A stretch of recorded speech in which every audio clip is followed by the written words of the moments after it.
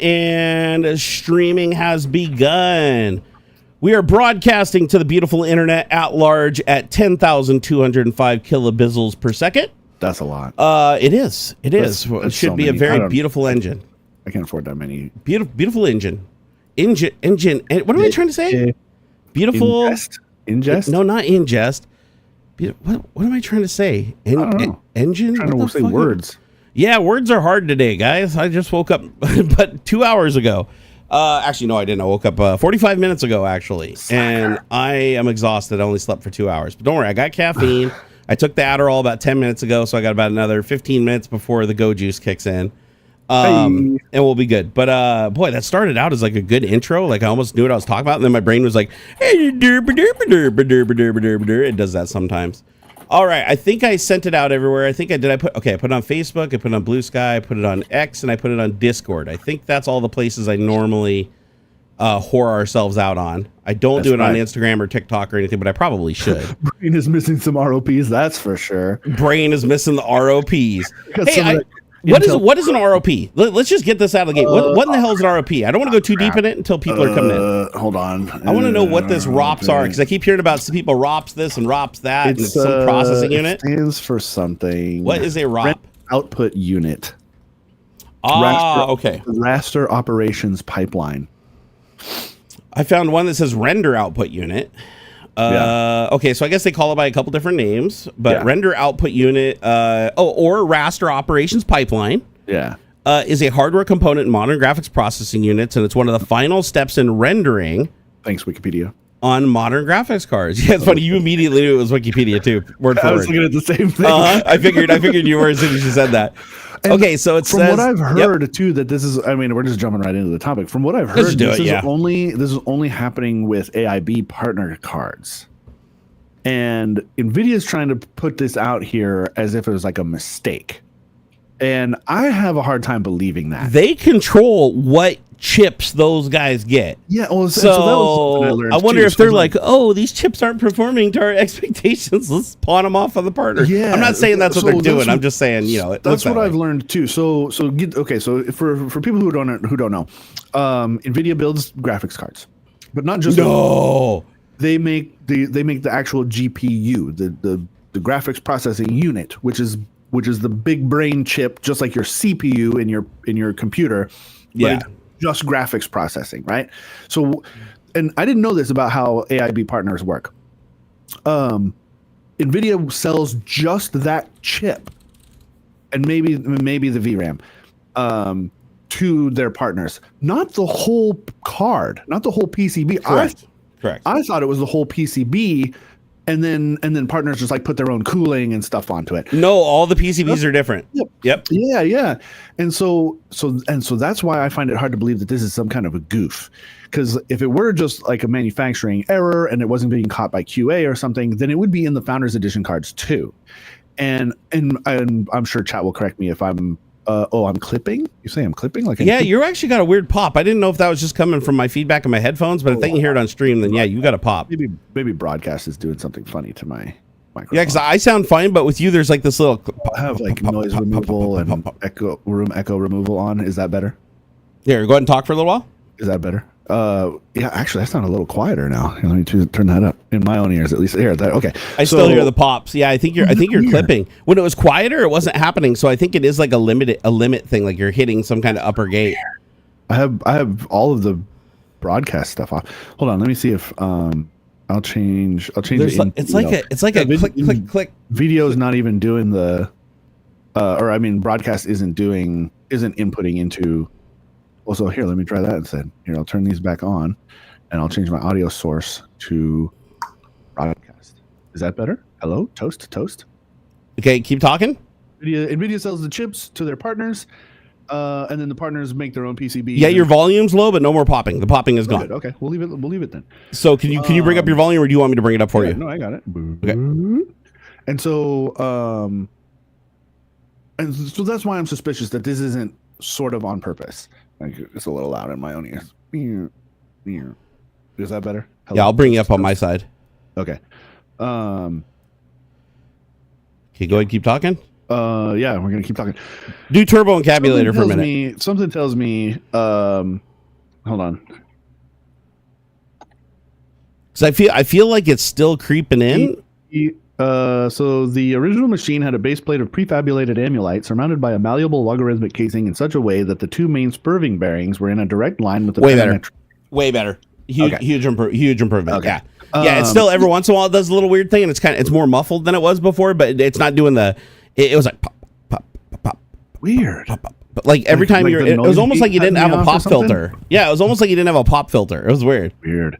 So I'm gonna try the studio voice thing too. Hey, Blue Varo. Here, while you're troubleshooting, Blue Varo, thank you so much for the support. We appreciate you long time, sir. Blue Varo gifted five count them. That's five. Yeah, 5 and $20. Woo! Oh God, you're coming in hot. Okay, hold on. No, keep your volume. I'll bring mine down because I brought you way up earlier. Okay, bring it down. I changed over to the broadcast studio voice thing, so it enhances the quality of your mic to simulate a high-end recording studio. When I have this crazy expensive microphone already. It's weird. Now you're like super bright, and it almost sounds like the tonality of your voice has been changed. Like you sound like a slightly different person. But it's not bad. It's not bad. Okay. It's not. If people complain in chat, we'll do something. Whatever. But right now, you sound better than you did before. So yeah, no, it's just you had a weird pop. I don't know, dude. Man. I think Nvidia is pawning off their broken ass chips on partners, and it kind of looks that way, doesn't it? Yeah, and.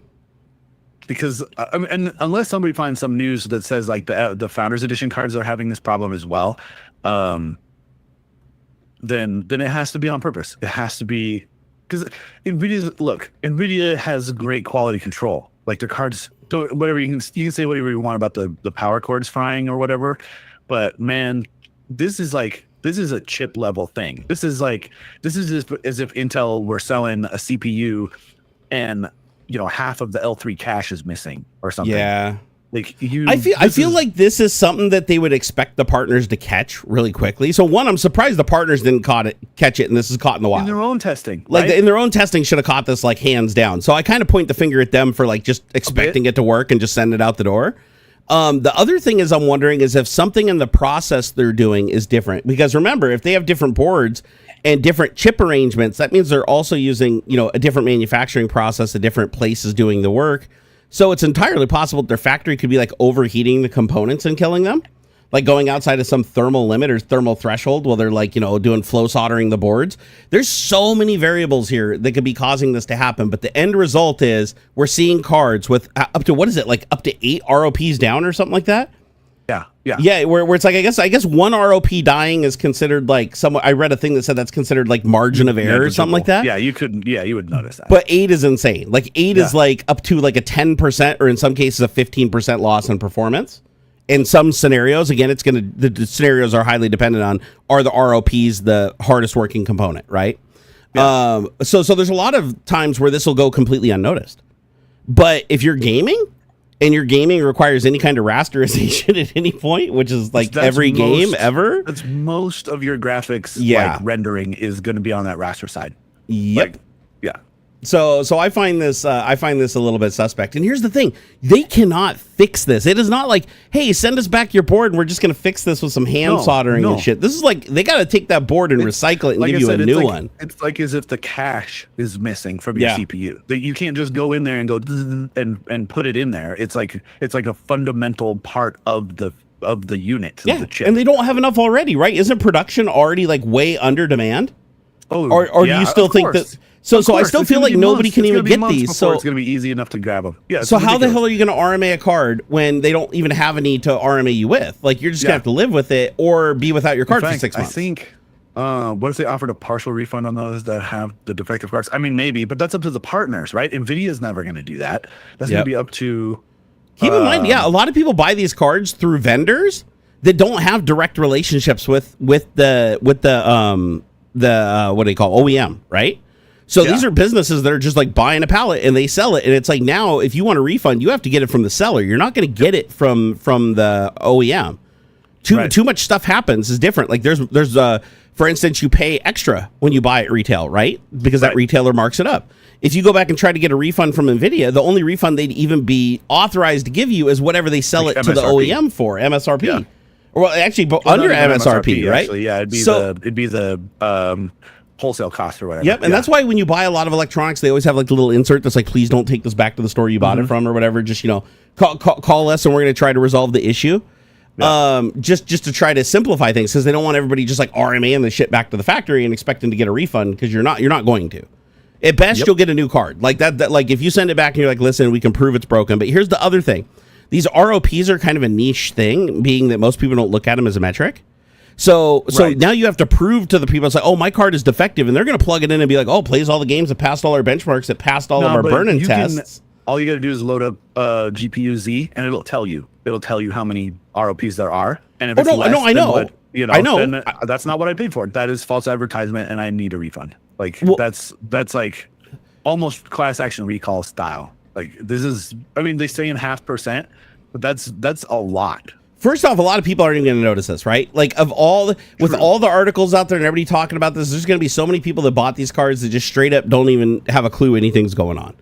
Yeah, because that's how the world works, right? It depends on what channels you're on, what social media sites you're on, what media you watch. It's like you could completely be isolated in a land where you never even hear about this or even know of its existence, and you're just loving your life because you're like, you upgraded from like a 30 series or a 20 series, and you're like, holy shit, this is fast. But you're not realizing that compared to the previous generation, it's not that much faster at all now without the ROPs, right? It's like you're cutting into that already low 15 to 30% jump you were getting from, say, like a 4090 to a 5090. However, I think I heard, isn't the increase better? Is it better or worse for the 5080, like compared to like the 4080? Like, is it still about a 30% increase? Like how much faster is the 5080 over the 4080? Like, I have the charts, because I know it's like 30% on the 5090 versus the 4090. Well, my data is always from like a workflow perspective because of my work. Sure. I'm just talking about like from a benchmark perspective. If you're like into 3D rendering and stuff, you might get that's 40% ish. But most other workflows, it's like maybe 10%. I didn't realize this. An RTX 5080 is only 70. So in a benchmark, a rendering like pipeline benchmark, it's only 7% faster than a 4090. This is a 5080 versus 4090. So that's not. I thought it would be more. Honestly, I didn't think that And then the 4090. Okay, let's see here. I want to look at some charts here. So user benchmark, NVIDIA 4090 versus the 5080. I don't know why the hell I can't find just like 4080 versus 5090. Come on here, 4080. Oh, there we go. Okay, found it. Okay, so 4080. So the RTX 4080 versus the 5080. So let's see here. One was released in 2022, other one 2025. Okay, so effective speed. The 58. Okay, I found what I needed. Okay, so overall, across all 390 benchmarks tested by userbenchmark.com, it looks like there's a 14% increase in performance between the 4080 and the 5080. So yeah, when you consider that between the 4090 and the 5090, there's up to a 30%, I believe. Let me go double check that. So RTX 5090 versus 4090. You get, actually only about an 18%. Okay. So 18% increase. Wow, really? That's it? Now, keep in mind, this isn't factoring in like the fake frame scandal or whatever, where it's like, oh, I create 3 frames for every 1 frame, so I get to say I triple the frame rate, like NVIDIA's marketing does. This is just pure each frame being actually rendered and distributed as a part of the world loop. Each way through the world loop, 1 frame, okay? So you're getting an 18% increase in performance on the 5090 over the 4090. That is way less than I thought. I thought it was 30%. Bullshit, dude. 18% ain't shit to go up an entire generation. We've been doing this since the 20 series. I got to call. Let me double check this, because I distinctly remember the jump between the 3090 and the 4090 being way more than 18%. But let me double check and see if my brain's fooling me. Let me find the 30. Here it is. Okay, RTX 3090. I'm doing side by side. Yeah. 76% faster. On what though? This is from. So this is 40,210 user benchmarks. Okay. Submitted to userbenchmark.com. Okay. So in userbenchmark.com, I don't know if you've ever been to that site. If you go, that's usually what pops where it shows you like the side by side, right? It's really easy. You just look them up. So I did, and I thought I remembered this: the 3090 and the 4090. And we're not talking about supers. We're not talking about all the crazy variants that they had with their. This is just FE Founder Edition cards versus each other. The RTX 3090 has 158,000 benchmarks submitted. And the RTX 4090 has 40,210 benchmarks submitted, because, of course, the other card's a lot older, right? Yeah. But yes, overall the effective speed is 76% faster, right? It says let's see here, for lighting 90% better for frames per second for light. This is like with anti-aliasing and stuff on. For reflections, 91% better. M-render, 46% better. Gravity, 119% better. These are benchmark scores. I'm seeing on Tom's Hardware, at least, their GPU hierarchy, I'm seeing the 3090 is, what is this, 27.5% less FPS than the 4090 at 1440 Ultra. So basically the 30% that I thought we were going to get with the 40, and we're only getting 18% to the 50 series. Wow, Nvidia really did mulligan this sumbitch, didn't they? Yeah, I mean, don't get me wrong. I like the frame gen stuff. Other people hate it. I personally like the frame gen stuff because a lot of what I do isn't so latency. Like here, let me give you my argument, right? Because I think a lot of people dog on it, and I understand why they are, because Nvidia's totally fucking up the marketing, making it sound like, oh, this graphics card's 3 times as fast as. No, that's bullshit. That's absolute unequivocal bullshit. Your 5070 is going to be the equivalent of a 4090. Yeah, I still use a 4090. You know what I use? I use a program called Lossless Scaling. Yeah, so for $5, you can download a program called Lossless Scaling that'll allow you to 4x, 8x, 16x your frame rate in any game, anything, even videos, your web browser. It doesn't matter.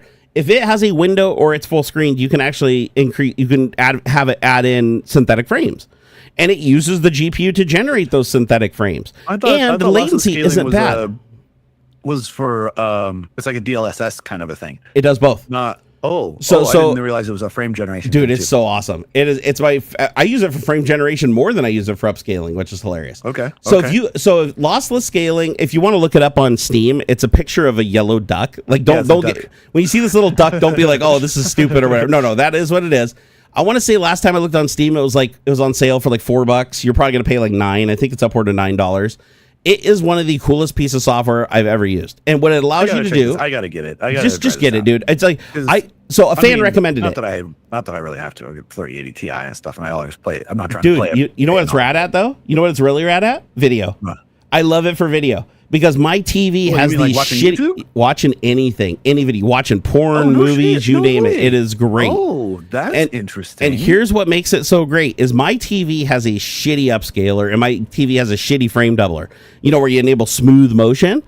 Yeah, smooth motion creates so many artifacts and stuff. No, everybody, by the way. Everybody, find in your TV and turn off the motion smoothing. It is it makes everything look like a soap opera. It is so weird. But you know what? A lot of people love the soap opera effect. A lot of people love it. I love it. I personally love it. And when I turn it off, I get triggered. That's so whack. And you know what? I know this is going to... And Adam's in chat right now. Adam is going to tell me how wrong I am right now. I know. I need him to tell you how wrong this is. This is horrible. So here's the thing. A lot of the porn on the internet is only 15 to 24 FPS, okay? Yeah, of course. I can't get off at 24 frames per second. My eyes just need way more input than that. So I cranked that shit up to 120 FPS. Now all of a sudden it's like they're there in the room with you, man. It's like, you know what I mean? VR isn't 60 frames per second. VR is 120 frames per second. No, it's so funny that like Adam's in here. Adam happens to be in here the one time we're talking about the topic. He's typing real fast right now. Dude, he is raging right now. You turn that shit off. He's probably like, I can't go fast enough. Let me defend myself, sir. No. If the judge will allow it, if the court will humor me. So listen, I do turn it off for some things. Okay, if I'm watching like a movie, like a brand new movie theater movie that just came out. Then I turn it off because one, I don't like how it adds artifacts and dark scenes and stuff. And I've never seen the movie before, so I don't know what to expect. So I want to watch it how they intended it to be watched. So yeah, in that case, I turn off the frame doubling. I put in the high color, low contrast mode where you have to turn the lights down in the room just to be able to see anything, just so you get the right colors. And so I do the whole HDR thing. I love it. Don't get me wrong. I love it. That is the theatrical experience. However, me personally, my eyes and my brain get so much less fatigued watching higher FPS content. For some reason, my eyes are hugely sensitive to 24 FPS. Even in the movie theater. When I go to the movie theater, I feel like I'm watching a flip book. It is the weirdest thing. Everybody else sees it smooth. I ask my wife, and she's like, oh, it totally looks smooth. Me, my brain can't handle it. However, I will say that the NVIDIA Shield, the old ass, may I say, super ancient NVIDIA Shield, that Adam sent over. That thing actually does a fantastic job at playing back movies at 24p. If you have to watch a movie and it's intended 24p, that is the platform to do it, because everything else janks it up. Like my computer janks it up when I try to play back 24p content. My TV janks it up trying to play back 24p. If you're watching 24p because I believe most theatrical content is still 24p, right? I think so. So I do like it, but I will say that when I'm casually watching like TV shows, YouTube and stuff, when I'm laying in bed in my bedroom, I actually do prefer interpolation. I because the smoothness makes it so my brain doesn't get jolted so much. It feels like, I get fatigue. My eyes, like when I read really close to my face, my eyes get fatigued. I get that same kind of fatigue when I look at like low frame rate content. Crazy. So lossless scaling has been amazing, because the scaler and lossless scaling is so much better than the scaler in my TV. And not just the scaler, but the frame doubler. I need to separate this. Upscaler, lower resolution to higher resolution using like AI algorithms, right? Frame doubling is taking 2 frames and putting 1 or more synthetic frames between them to give the illusion of smoothness, right? One thing where I really love it though, where I honestly really love it, is cartoons. Dude, enabling interpolation on cartoons makes them look all buttery smooth, almost like they're computer rendered. Like when you're watching a really fast paced cartoon, like I was watching like Rick and Morty the other day. Interpolation on just makes it so much nicer to watch, so much easier on the brain for me. Now, again, this is why I say it's a highly personal thing, because I know people that they turn it on, they can't stand it. It literally triggers them. The second they see it, it's like hard for them to watch and enjoy the content, and they have to turn it off. But I've never been that way. And the reason being is I think it's because I was introduced to it like really young. Like I literally was doing frame doubling back on 4x3 CRTs and shit using not Videoland Player. There was a different player back then. I think it was called Media Player Classic. Back then it was just Media Player. Now it's Media Player Classic. But there's like a plugin that I had for it that would like 4x the frame rate and do limited upscaling. And I used it for so long that I think I just became so accustomed to that soap opera effect that I crave it. It's like something I like. But again, not for everything. Like for instance, there are some movies, like I try to watch Top Gun with frame smoothing on, and there's all kinds of artifacts where it just cannot figure out what the fuck to do when the jets are flying and you got that really bright sky against the jets. And so you get all these weird effects where it's like it'll jump in and out of smoothness. That I don't like. It either all has to be smooth or it all has to be the same level of jank. When it starts doing the shit where it's like smooth and then jank because the algorithm can't lock on and create the synthetic frames, that drives me nuts. Lossless scaling, however, does such a better job. I haven't tried watching Top Gun Maverick in it yet, but I'd be willing to bet money that it's gonna do a hell of a lot better job than my Samsung TV interpolation. Well, plus it's got a freaking 40. They're not sticking a 4090 in my Samsung TV, so obviously it's gonna have a lot more power. But here, let me talk about the gaming though. The gaming aspect of this. Gaming. So I love Flight Simulator. Okay, I'm a little bit of a Flight Simulator nut. A lot of people don't know that about me because I don't stream a lot of Flight Simulator shit. But I used to have the Track IR5 on my head, so I could move my head a little and make the guy in the game rotate his head all the way around. I got my 3 50-inch screens around me. Here's the problem I run into. Flight Simulator 2020 and Flight Simulator 2024, even with a 4090, overclock to the absolute hilt on air that I can do, right? Which actually, the 4090 takes a hell of an overclock, by the way. If you guys have a 4090 Founders Edition or even not even a Founders Edition, the overclock that Afterburner tells you can do is so below what you can actually do. Like I'm literally running, like I think it's a 1500 or 2000 hertz or megahertz overclock on my RAM. Wow. Not 100,000 to 2000 hertz. And it's solid, rock solid, no artifacting. So when I'm playing Flight Simulator, if I put it in medium graphics across all 3 screens, 4K, I can only get a maximum of about 48 to 60 frames per second with the graphics quality that I like, where it looks realistic and you're really, really benefiting, because it's one of those games. Flight Simulator is a lot more about the visuals than it is like the flying, because everything you do in an airplane is laggy anyways, right? When you kick the controller over, it takes a second for shit to respond. But the lag isn't noticeable because it only adds like 20 milliseconds or 30 milliseconds of lag to do the frame doubling. I don't even notice it. I hit F12 turning it on and off. I can't even tell the difference with the input lag. As long as you're over like 60, up to upwards of 60 frames per second, and you're sampling the input from your controls 60 times a second, then to me, it doesn't really matter. After that, it's like any frame smoothing I'm still getting the 60 samples from the keyboard or the mouse or the joystick, but 60 is enough for Flight Simulator. But what it allows me to do is now I can play the same game just by using lossless scaling with the same settings across 3 screens, and now I'm getting 120 to 140 frames per second across 3 screens, 4K, same graphics level. It is buttery smooth. I can look around the cockpit. I can do all the stuff. And it is a wonderful experience. And the only thing you pay for with it is if you go to like an external view of the aircraft and you pan around really, really fast, you can see the windows on the plane do a little bit of this ghosting thing. Okay. That's it. And you don't even notice it, like, unless you look for it. Like, I was having the pixel peep to figure it out, right? Huh. But if you just relax and you're sitting back watching, you got these huge screens or whatever, my God, the difference between having the smoothing and not having the smoothing versus me having to lower the settings down and play at like 1080p or play with much lower fidelity to get that same frame rate. Because to get that same frame rate across the 3 screens, I end up having to put on like low graphics quality, get rid of the RTX, get rid of the ray tracing, all the reason why I bought the damn graphics card, right? Or I didn't buy it. Nvidia clearly gave this one to me. I don't want to say anything otherwise, but still, very expensive graphics card, right? I don't want to lower the graphics down to potato to get the FPS that I want, right? Sure. So I feel like frame doubling in many cases does give you the cake and you get to eat it too. It's just not the tastiest cake and it's a little moldy. It's like, but what really blows my mind about this lossless scaling program is the fact that it adds so little lag, being a software application. Keep in mind, this is software. It's using the GPU. Don't get me wrong. It is using the GPU, but this is a software application that is synthetically generating like 3 frames for every real frame that's being drawn to the screen. And it's doing that without losing any frames.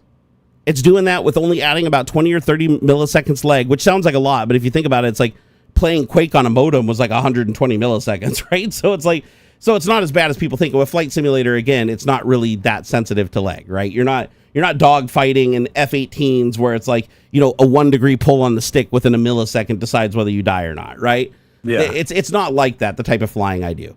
Now, I'm not going to recommend this for competitive play. Obviously, if you're playing competitive FPSs and shit, like, don't even mess with this stuff. Like, when 1 millisecond is the difference between you winning and losing with the type of people that you're playing with, this is not worth it. Like, lower them settings down to 0 if you have to. Exactly. Yeah, you play at 640 by 480, and you don't give a shit what the game looks like. You just want to win, right? It's like, remember when everybody was playing? What was the game? Was it Arma?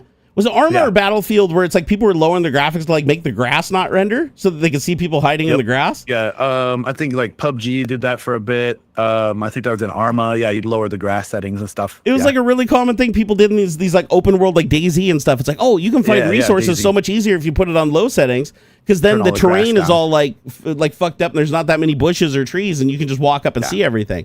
And so it kind of gave you an advantage, right? And I even think that nowadays, some competitive games lock in the graphics settings. Hell, some of them lock in the frame rate. I found a game that says we will not let you play over 60 frames per second. Oh, wow. To guarantee competitive play with consoles. I couldn't believe it. I fired up. I guess that kind of makes sense if you're doing cross-play, but that still sucks. Yeah, it's like we've limited. Oh, it was, of all games, it was what was it? Not Gran Turismo. What was it? It was Gran Turismo, but it wasn't for PC. It was PS5 Pro versus PlayStation 5. So the PS5 Pro can do like 4K 120 hertz all day long, right? With the graphics cranked up. The regular PS5 can't. It drops frames like all the time. The frame rate drops below 120 like all the time. So when you're playing in online races, it says, for the competitive, because it's a very competitive game. Like it's like iRacing basically. It's so competitive that they basically force you to a specific frame rate. And I think they even sample like all the controls at the same speed. It doesn't matter if you have a PS5 Pro or regular PS5. Everybody that's playing on the server has the exact same like settings, frame rate, and advantages and disadvantages. So they want to make sure that you don't have people coming in and like cheating because you can with PC gaming. I remember when people used to like upgrade their, like everybody will remember this back in the Quake days. Remember back in the Quake days, Quake netcode sucked.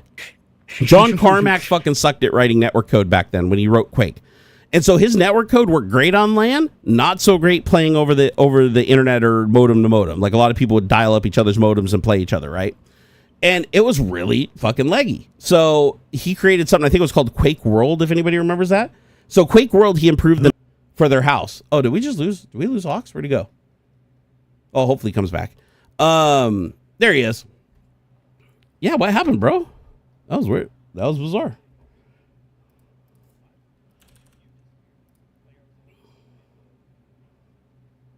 That's so bizarre, dude. Here, I'm trying to add you back. There you are. Okay, you just popped back up into OBS. That was really weird. Weird. That was really weird. Okay, so back to Quake. People were actually spending stupid amounts of money to get like fractional T1s, 128K ISDs, just to improve the ping. Because if you had a better ping than the player you were up against, chances are you won. Like that was the key deciding factor in Quake at one point. Was like if you were all on the same LAN and all things were equal, then how you played really was what decided if you won or not. If you were one guy was on a T1 and the other guy was on a 28.8 modem, it didn't matter if he was the best Quake player in the world. A fucking noob could walk him all day long.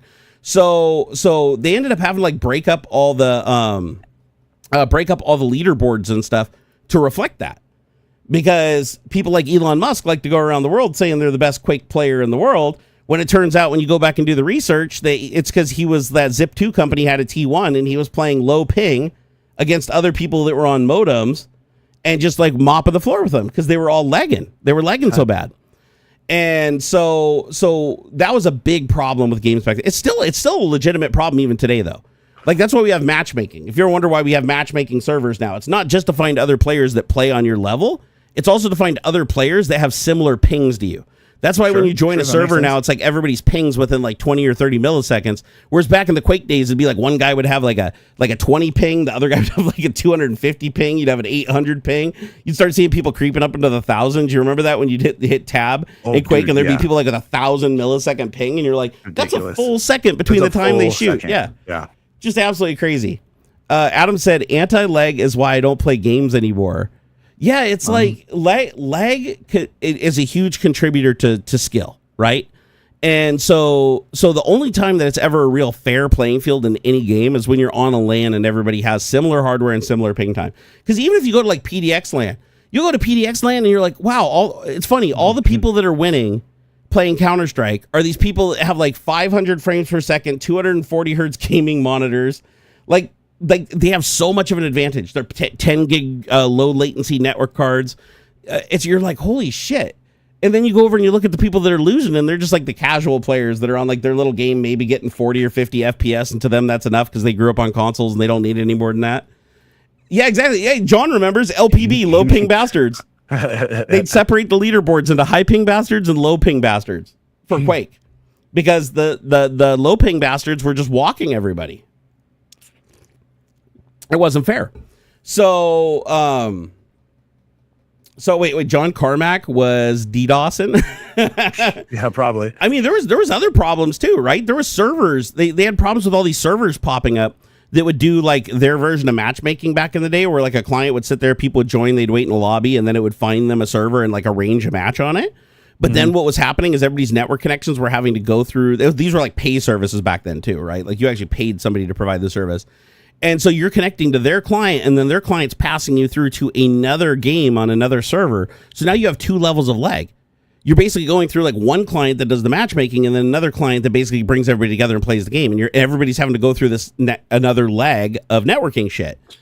And it created a lot of problems for people. And a lot of people did not refuse to play competitive games on these servers for that very reason. That's why a lot of the competitions were only in person and only on LAN. And in many cases, it was same hardware too. Like they would expect the event to provide the hardware so that everybody had the same graphics cards, same frames per second, same sound. I mean, they were allowed to have, I think, their own controller and their own. It still had to be an unmodified. Like you couldn't have a modified controller, but like they could have their personal controller and they could have their personal headphones. But aside from that, I don't think they were allowed to have like anything else. And I think rules are even more strict now, if I'm not mistaken. I think if you go play in like a competitive game now for anything, doesn't matter if it's like StarCraft or shit, I don't even know what other games they're playing, competitive, Counter-Strike, Global, whatever. I'd imagine that the rules are also pretty tight in these competitions, where it's like you have to abide by like you have to be within a certain lag window. You can use certain peripherals, but other peripherals are banned. That's another common thing. Yep. Even headphones might even be regulated now, because I know there were some people that were cheating. Anytime you can find anything you can have an advantage, you'll cheat, right? It is weird to me that any professional sports or professional esports like tournament would allow the competitors to bring their own peripherals. Because like that is just bonkers to me. Because what is to stop them from loading something into the freaking the keyboard? Like there's some kind of I don't know how their cheats are available and stuff, but like it's insane. Yeah, now, dude. aimbot mice, there's just you can tell who's competing. Like, hey, this is the keyboard we're going to be using. This is the mouse we're going to be using. Yeah, we'll even provide it to you to practice or whatever. Or like whatever. Like the tournament is being sponsored by Corsair. Well, it's going to be these keyboards and these mice from Corsair, and that's that. Go dude, practice with those. Security will walk around and monitor people to make sure they're not watching screens, because they'll bring a person with them that has a phone that's recording the screen in real time, and then over Wi-Fi sending the coordinates back to their keyboard or their mouse peripheral, telling it like how many pixels to move this way and this way to hit the person. Well, isn't there there's some keyboard out now that is actually getting people banned from like CS2 and whatnot. I heard that, but is it because it's just a macro, or let me look at here? No, it's like something about how you can, I don't know, like you can press the buttons faster somehow or something like that. I found it. It was Wooding's new keyboard. So Valve bans Razer. Oh, Razer has one too. So Razer and Wooding's new keyboard feature. This is for Counter-Strike 2. Yeah. It says and some other competitive games. Yep. Yeah. So Valve is banning Counter-Strike 2 players from using keyboards features to automate perfect Counter-Strike strafes. Razer was the first keyboard to add a simultaneous opposing cardinal direction or SOCD feature to its range of Huntsman V3 Pro keyboards last month, followed shortly by Wooding. Oh, you can go left and right at the same time? Yeah, it says using Snap Tap, as Razer calls it, or Wooding Snap Tappy technology, it'll get you kicked from Counter-Strike 2 games immediately. Recently, some hardware features have blurred the line between manual input and automated, so we've decided to draw a clear line on what is acceptable in Counter-Strike, Valve says. We are no longer allowing automation via scripting or hardware. That circumvents these core skills and moving forward, the initially exclusive on Valve's official servers, players suspended of automating multiple player actions from a single game input may be kicked from their match. They're not even allowing the stacking of actions, like macros, like you push a key and more than one thing happens. It says, I've tested using SOCD in Counter-Strike 2 this morning, and I can confirm that you get removed from the game immediately on Valve's official servers. But there's no account ban. It says no account ban. Valve is banning the use of these keyboards features, but it doesn't appear to be ready to ban accounts for using them outright. Well, that's good. That's good. It's just not going to let you play. Like, it kicks you out, but you're not going to get banned. That's good. So they didn't really say, like, what... okay, so it says means you don't need to release a key, and you can rapidly tap the A and D key to counter strafe with little to no effort. Oh, so, like, you can hold the key down, and then it's is it triggering when you're, like, lifting it up, too? Is it, like, down and up? Yeah, it lets you basically change direction faster, I guess. Ah, interesting. Yeah, there's a screenshot on here. Disconnected, kicked for input automation. So, like, if it detects those two keystrokes happening that aren't supposed to happen on any other hardware, it immediately just boots you out of the game. Wow. So that tells you, hey, man, the anti-cheating shit's real, right? I mean, it's an arms race between the two technologies, but... yeah. What's next? People cutting off legs to run faster? Yep. Adam says, dude, cheating is big business. Like, I got into the dark hole of, what is it called? DMA cheating. So I haven't done it myself because, one, I'm too broke to buy a card to play with right now. Sorry, my voice just cracked like I'm going through puberty. But these DMA cards are wild. So you take a separate computer entirely. And you stick a DMA card in it. And this DMA card connects to the other computer. So you connect the output of one computer to that, and then it monitors the actual code going across the bus, like the actual PCIe bus in your computer. It's monitoring it, and it's picking things out in real time, and then sending that data back to the other computer to then cheat and send you the input adjustments that you need now to hit the target, finally hit the target. So it's like, think of like an aimbot, but it can't be detected by any anti-cheat software. And the reason it can't be detected is because the DMA card itself masquerades as like a legitimate real piece of hardware. So like when it looks at the drivers and it's like, oh, hey, you're a serial port. It's like, it acts like a serial port. It presents like a serial port. When it's queried, it says all the things serial ports say. So it just clears it and it moves on. And then, but what they don't realize is that serial port is now connecting to another thing that says the right handshake. And then it starts sending data back and forth. And then it uses that data to cheat. So they do get caught eventually. You have to constantly keep finding new firmwares and updating it to stay ahead of the trend. Oh, did he just pop off again? Weird. What is going on? Network. Can you guys still see and hear me okay? Here, let me go check, see if he's back in already. Where did my window go with... Okay, yeah, he's still not in the control room. He'll pop back in here in a second. He might just be having some networking problems. You converted your PCIe Wi-Fi card to be wireless DMA? Oh, that's cool. So, Anthony says I'm going through puberty again, for sure.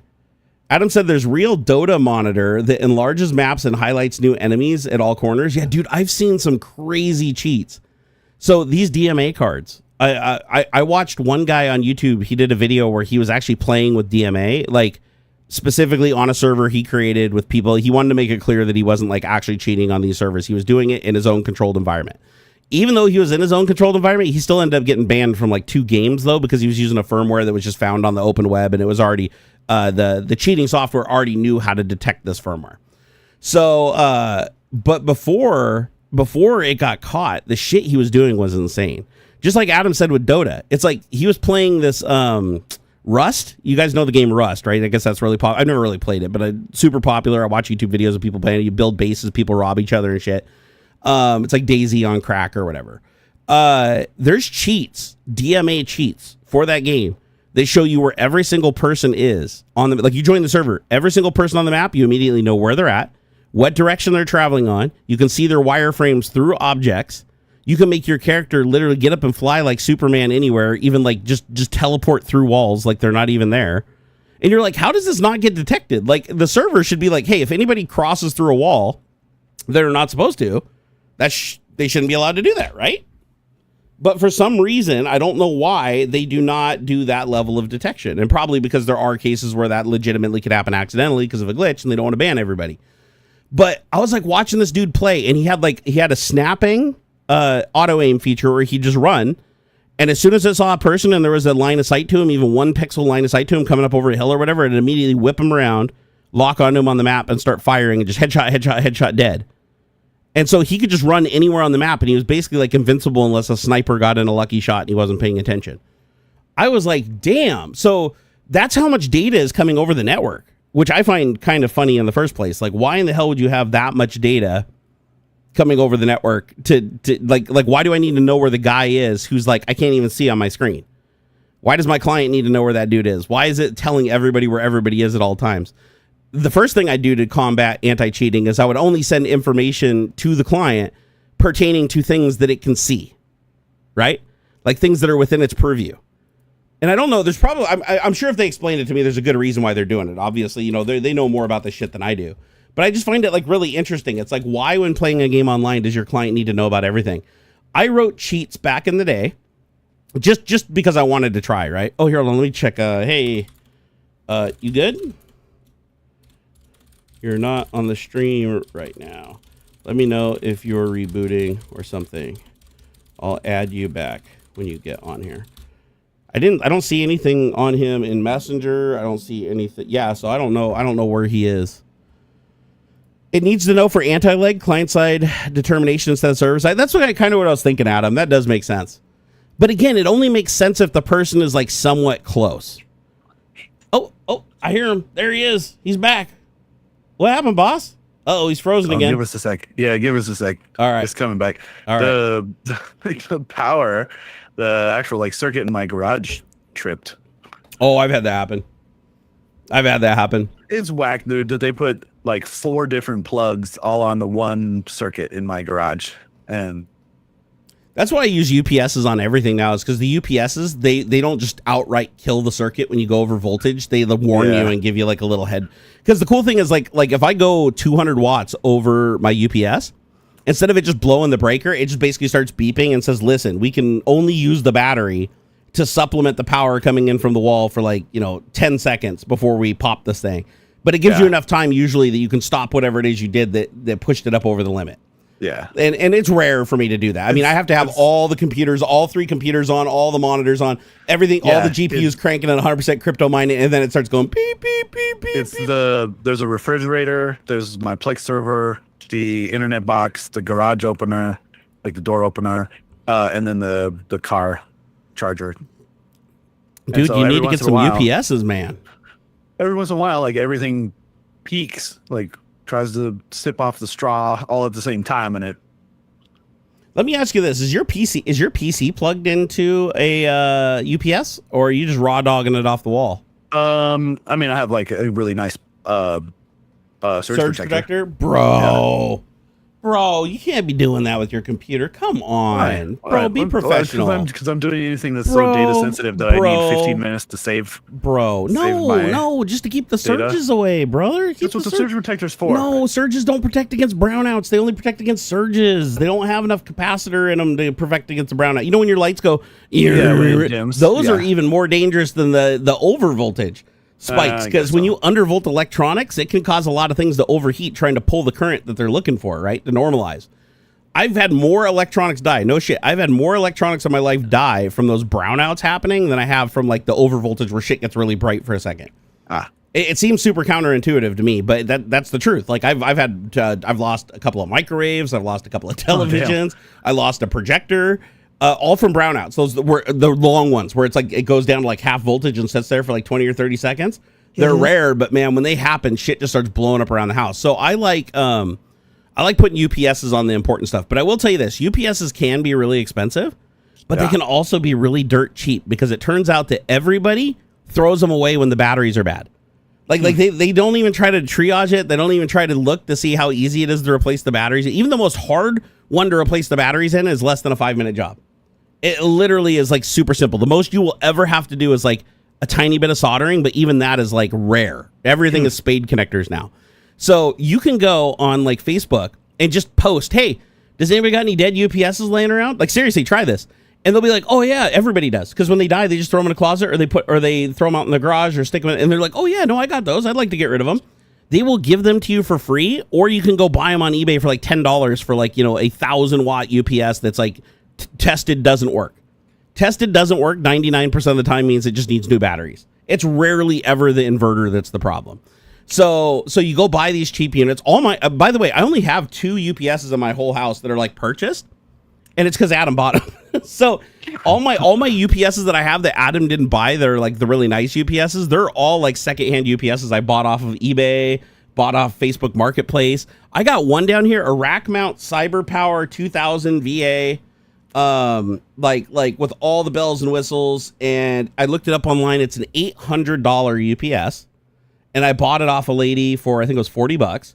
Brought it home. I put I think $30 or $40 of batteries in it.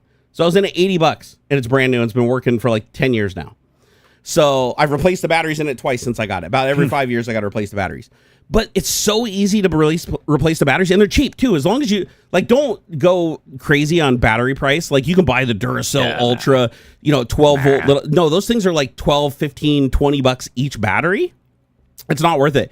Buy the little cheapies, the ones that are like $3-4 a battery. They're not expensive. Huh?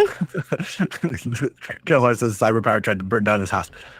That actually is true. That is true. Active UPS. Yeah, Adam had a really bad experience. Sure.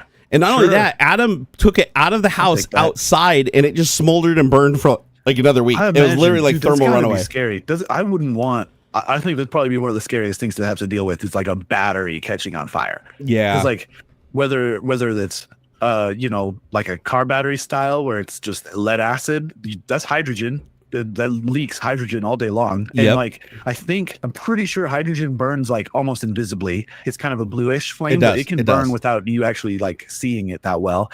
And then also it only burns super rich. When it reaches stoichiometry, it explodes. It's like highly explosive. Yeah. And what do you do with that? You got to have like the right kind of extinguisher. You can't just like throw a blanket over it. Like, it's bonkers. I'm pretty sure a hydrogen fire can be put out like any other like regular fire. If you just pull the heat, you just have to pull the heat away from it.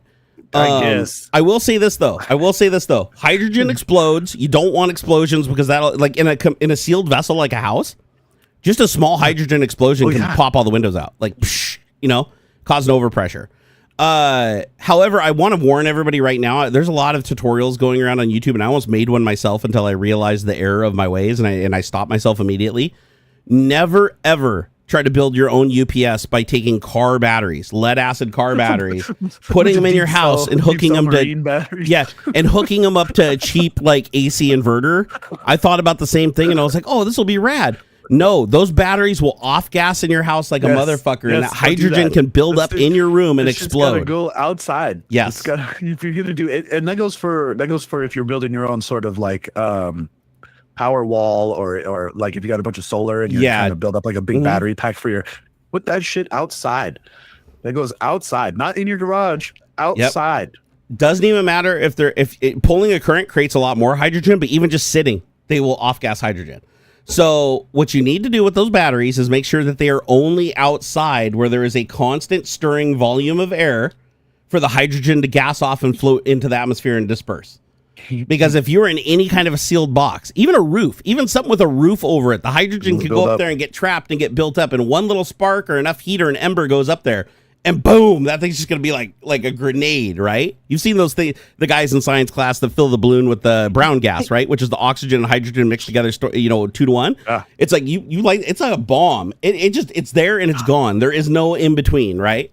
Yeah. So I would say just don't even try the whole, car batteries to, act as a rudimentary UPS in your house. Just don't do it.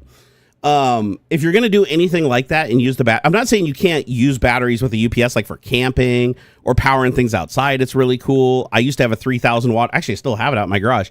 I have a 3,000 watt inverter that's awesome for taking on camping trips. So like if you have a truck and you have an auxiliary battery, like most diesels have like two 12-volt batteries, they have an accessory battery. You connect this thing onto the accessory battery and it'll give you a couple of hours of running your coffee pot, cooking some food on a griddle. Like, they're handy. They are actually handy to have. But don't think that that's a good idea to use that shit in any kind of an enclosed area. Like, it is super, super bad. The nice thing about UPSs that use, and it's funny because it's kind of counterintuitive, because modern UPSs, a lot of them still use lead acid batteries.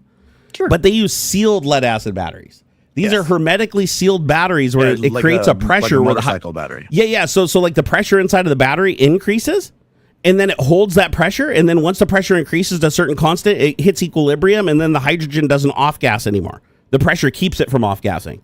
So it's basically like forcing the hydrogen to stay mixed in with the electrolyte instead of off gassing. And that's why they don't just explode, right? But yeah, all car batteries vent. The only car batteries that don't vent, I think, are gel cells, if I remember right. I think gel cells are sealed. The marine gel cells, the ones that you can turn upside down or mount sideways. But those are also really expensive. Like, if you're going to buy, like, marine gel cell batteries to try to build, like, a cheap UPS, you might as well just go buy a real UPS. Also, they have UPSs that use lithium batteries, right? Like lithium ion and lithium iron phosphate. I believe, Adam in chat, you had your UPS that did the thermal runaway that, like, almost burned your house down? Was that a modern lithium battery UPS, or was that also using just regular old lead acid batteries, like a tray of lead acid batteries, like the old school UPSs? So lead acid. Okay, yeah. So lead acid is the most common battery. Sealed lead acid is still the most common battery type used in UPSs. But if your UPS, like his, thermally runs away and melts the casing on the battery, well, then it can clearly off gas. And if something is shorted and it's causing a huge draw that's generating massive amounts of heat, that's going to transfer into a lot of hydrogen and oxygen off-gassing out of that electrolyte in those batteries. So that can still become very, very dangerous. So you want to make sure that you have, anywhere you're using UPSs, you should have some kind of a noxious gas detector. I think they call them NOx detectors. And they can detect not only CO2, but any flammable, like hydrocarbon. And those are handy to have around, because if something happens and your UPS starts off gassing into the room, or you have a propane leak in your house, these little things can give you like an early warning. Because your propane line coming into your house, if you're piped in on the grid, they put this shit, I forget what it's called. It's like a sulfur compound that they put in there to make it stink. Have you ever smelled propane when it leaks? It smells like really reeky. Yeah. They put all kinds of stuff in natural gases to make it stink. And it's like 1 part per million, but it's like we're so sensitive to that specific chemical, we pick it up like a half a mile away. Yeah. So, but the problem is if you have natural gas in tanks, sometimes they don't add that to it. So you can't smell it. Imagine there's a step. Yeah, there's a step where they add it, and like there's going to be some storage in between where, So there are some places like available natural gas. You're going to, if you go down commercially available or piped in, you should have that smelling compound. It's all going to smell. Yeah. But if you're generating your own, my fucking stove, like if I leave the gas open, like, you smell that right away. Yeah. I got to point out Metalhead. He just hit the out of memory error and edge. We got a confirmation day. Every live stream. I did end up getting an out of memory thing, but it wasn't during a stream. It was, I can't remember exactly what it is I was doing. I come back to, I was doing something, and then I was like, I'm going to put on a show or something. And I think it was a tab of Twitch. It was gray. It said out of memory. Like, wait, you got a Twitch tab to do it? I think so. Was there a YouTube tab open also somewhere, or was it just the Twitch? I don't really remember. I've only ever seen this happen with YouTube. I've only ever had this happen with YouTube, and I use these browsers a ton on both of those sites. So, but I've never had it happen live, like while we're doing this or watching any videos or anything. I don't watch a lot of live content on YouTube. I'm starting to watch a little bit more recorded content on YouTube, like Gamers Nexus and things. But I watch a lot of recorded content. I'd say I mostly watch recorded content, honestly. Hey, I want to thank Blue Varo, by the way. I forgot he didn't just gift 5 subs. He also gave us $20. Yeah. I didn't even Blue Varo, I am so sorry I missed that, brother. He said Barnacules and Aux. So rude. I've decided I know, right?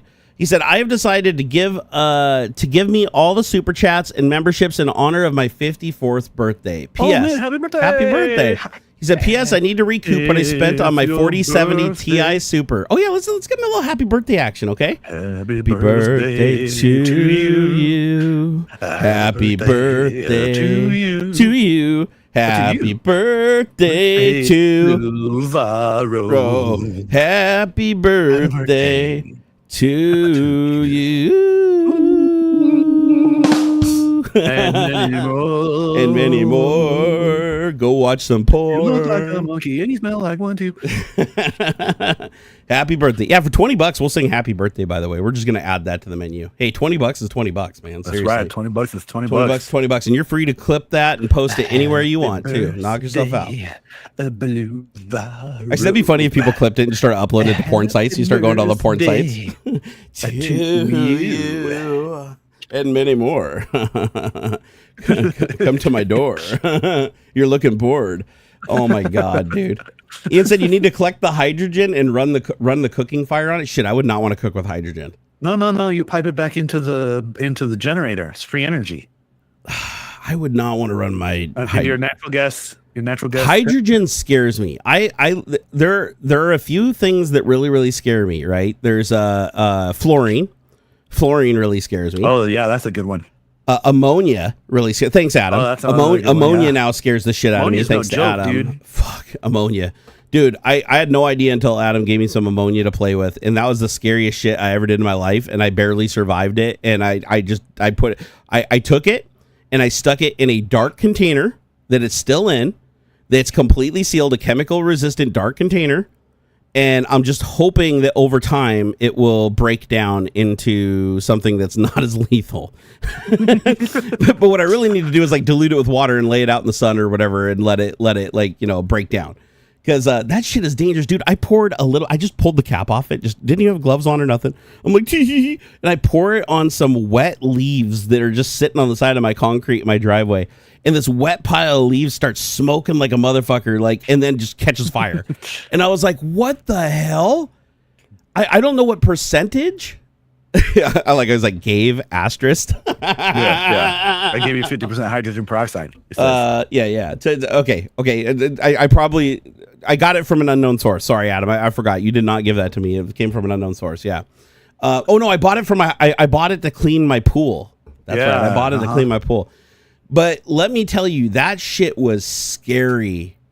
That was scary. Like, I wanted to do some experiments with it because I've seen some cool experiments you can do with ammonia. But then after playing with it, I was like, no, this shit is so fucking scary. Like, I was afraid to even be around it. Like, I literally, like, I pick up the bottle and I start shaking and I was like, no, not doing it.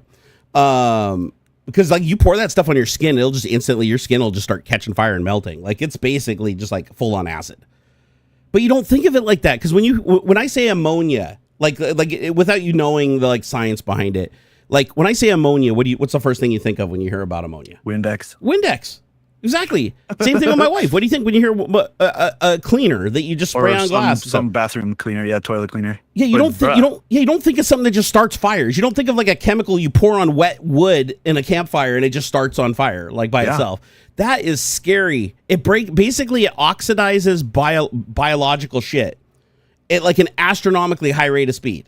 Like it's like the super uber oxidizer, which kind of makes me wonder, can you use ammonia as a fuel?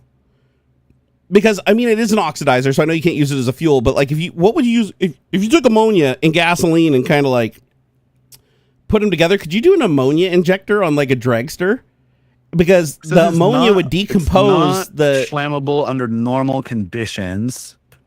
However, it can form explosive mixtures with air when present in concentrations between 15 and 25%. Yeah, I was going to say, so doesn't you it could, create? I suppose, but not like ammonia is considered a they use it flammable in gas in rockets. certain situations. Yeah. Okay, So yeah, it's like I'm pretty. Yeah, that sounds right. Like rockets. Yeah.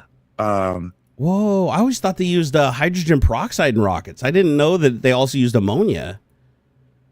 Oh yeah. Hey, Blue Varo, I got a scary story about that. He said, "Do not mix ammonia cleaning products with chlorine-based cleaning products." Oh, dude, that's like mustard gas, man. You die. Don't do that. When I was a kid, I did this cleaning products. Period. Do not do that, dude. How lucky am I to be alive? When I was a kid, I did not know this. So every time I cleaned the toilet and every time I cleaned the bathtub, you know what I did? I'd go and take the Windex, spray down the tub. And then I took bleach. It was like, dude, seriously, mustard gas. And you know why I did that? Because I liked how it bubbled, and I thought it was great cleaning action. Because when you mix the two, they start bubbling dramatically, and they steam. That's funny though, because I always thought it was neat putting hydrogen peroxide on a wound and watching the bubbles. And then I come to find out that that's like it's like your skin decomposing. Yeah, some of your flesh. Yeah, your dead flesh is literally decomposing. Yeah. Like, it's not good to just like let it sit there like that. Hydrogen peroxide not the best for. Have you ever put hydrogen peroxide in your ear before, where it just shoots out? It just shoots out foam. Foam just starts pouring out of the side of your head. So if you have a really infected ear with like a lot of like pus and goop in there, and you pour like straight up, well, I won't say straight up. It's like 5% diluted hydrogen peroxide or whatever. It's like 5%. So even with the 5%, you pour it in your ear, foam will just start shooting out of your ear. It'll look like a little volcano, like a little science volcano. And that science volcano is literally all that shit inside of your ear just like decomposing and then turning into bubbles full of the oxygen compound or whatever, and then shooting out the side of your head. It's gross, dude. It's super gross. Like, I used to do it all the time until I actually damaged my ear, because apparently you're not supposed to clean your ears with hydrogen peroxide at all. And I was doing it like once every 2 days. And so I ended up chemically burning my ear, and then I never did it again. So I will say, though, that the doctor was the one who originally showed me how to do it a long time ago, because I got bad wax buildup in my ears. And he showed me how a cap full of hydrogen peroxide, like the 3% solution that you get at the drugstore, you just pour that in your ear and sit there, and it just sounds like snap, crackle, pop, like you're listening to Rice Krispies. And you just leave it there for like 5 minutes or so, and then you pour it out, and then you rinse with distilled water. And when you do it correctly, it works fine, but you don't want to do it all the time, because you actually do want you want wax in your ears. You don't want your ears perfectly clean. That's another bad thing. But the problem is I ended up doing it way too often, because it just felt good every time I did it. And so I kept doing it more and more and more, and eventually got to the point where I was just irritating the skin. I wasn't actually cleaning anything away. There was like nothing to clean. Outgasses pressure, CI. Jerry did this during COVID as well. All air his dirty laundry. I think that's CL. Wait, what did I do during COVID? The ammonia bleach thing? I don't remember doing the ammonia thing during that. I thought I knew better by my childhood. Hey, have fun, Adam. He's off to the gun range to go shoot stuff. So when maybe he remembers, maybe there was a time where I did something similar during COVID. It's entirely possible. I've repeated stupid things many, many times over. But when I was a kid, I was in a sealed bathroom, a small sealed bathroom with the door closed, with bubbling, like literally chlorine gas being formed in the bathtub and in the toilet, while I was scrubbing and cleaning a bathroom for roughly 20 minutes, like every day. I did this every day. It was my chores to make my little bit of money I got when I was a kid sometimes. Yeah. And if I had the ceiling vent on that was above the bathtub, but I think back now and I'm like, what if that ceiling vent failed or I forgot to turn it on? Right? That chlorine gas would have killed me. All it would have taken is the one time. Dude, the one time without it actually venting it and like keeping it from accumulating. Just a little bit of that. It like is just so irritating. Like the funny thing is, soft tissues just start like melting almost. Dude, and I remember feeling like a burn in my sinuses and in my throat. Yeah, like when I cleaned, instantly. It was definitely irritating things. But I was like, oh, these are cleaning chemicals. It's fine. And my parents didn't know any better, so it's like, so I narrowly dodged death roughly, I don't know, 2,000 or 3,000 times in my life when I was doing this every day as a kid, starting at probably about 8 years old and ending when I was about 12 or 13 when that was no longer my chore. Let's see here. Hey, the Tech Chef. Tech Chef just gave us $2.95. Woo! Thanks. He said, would you ever drive a hydrogen-powered car? No. And not because of like any sort of weirdness over hydrogen. Agreed. Like not because of the hydrogen itself. It's just it's worse than electric vehicles. Where the fuck am I gonna to fill that thing up? It doesn't make sense. I don't understand why they're even trying. No, like, it doesn't make sense to me that they're even heading down. Transporting hydrogen is expensive and dangerous. Fueling it and transferring it to a car is dangerous. It's just not.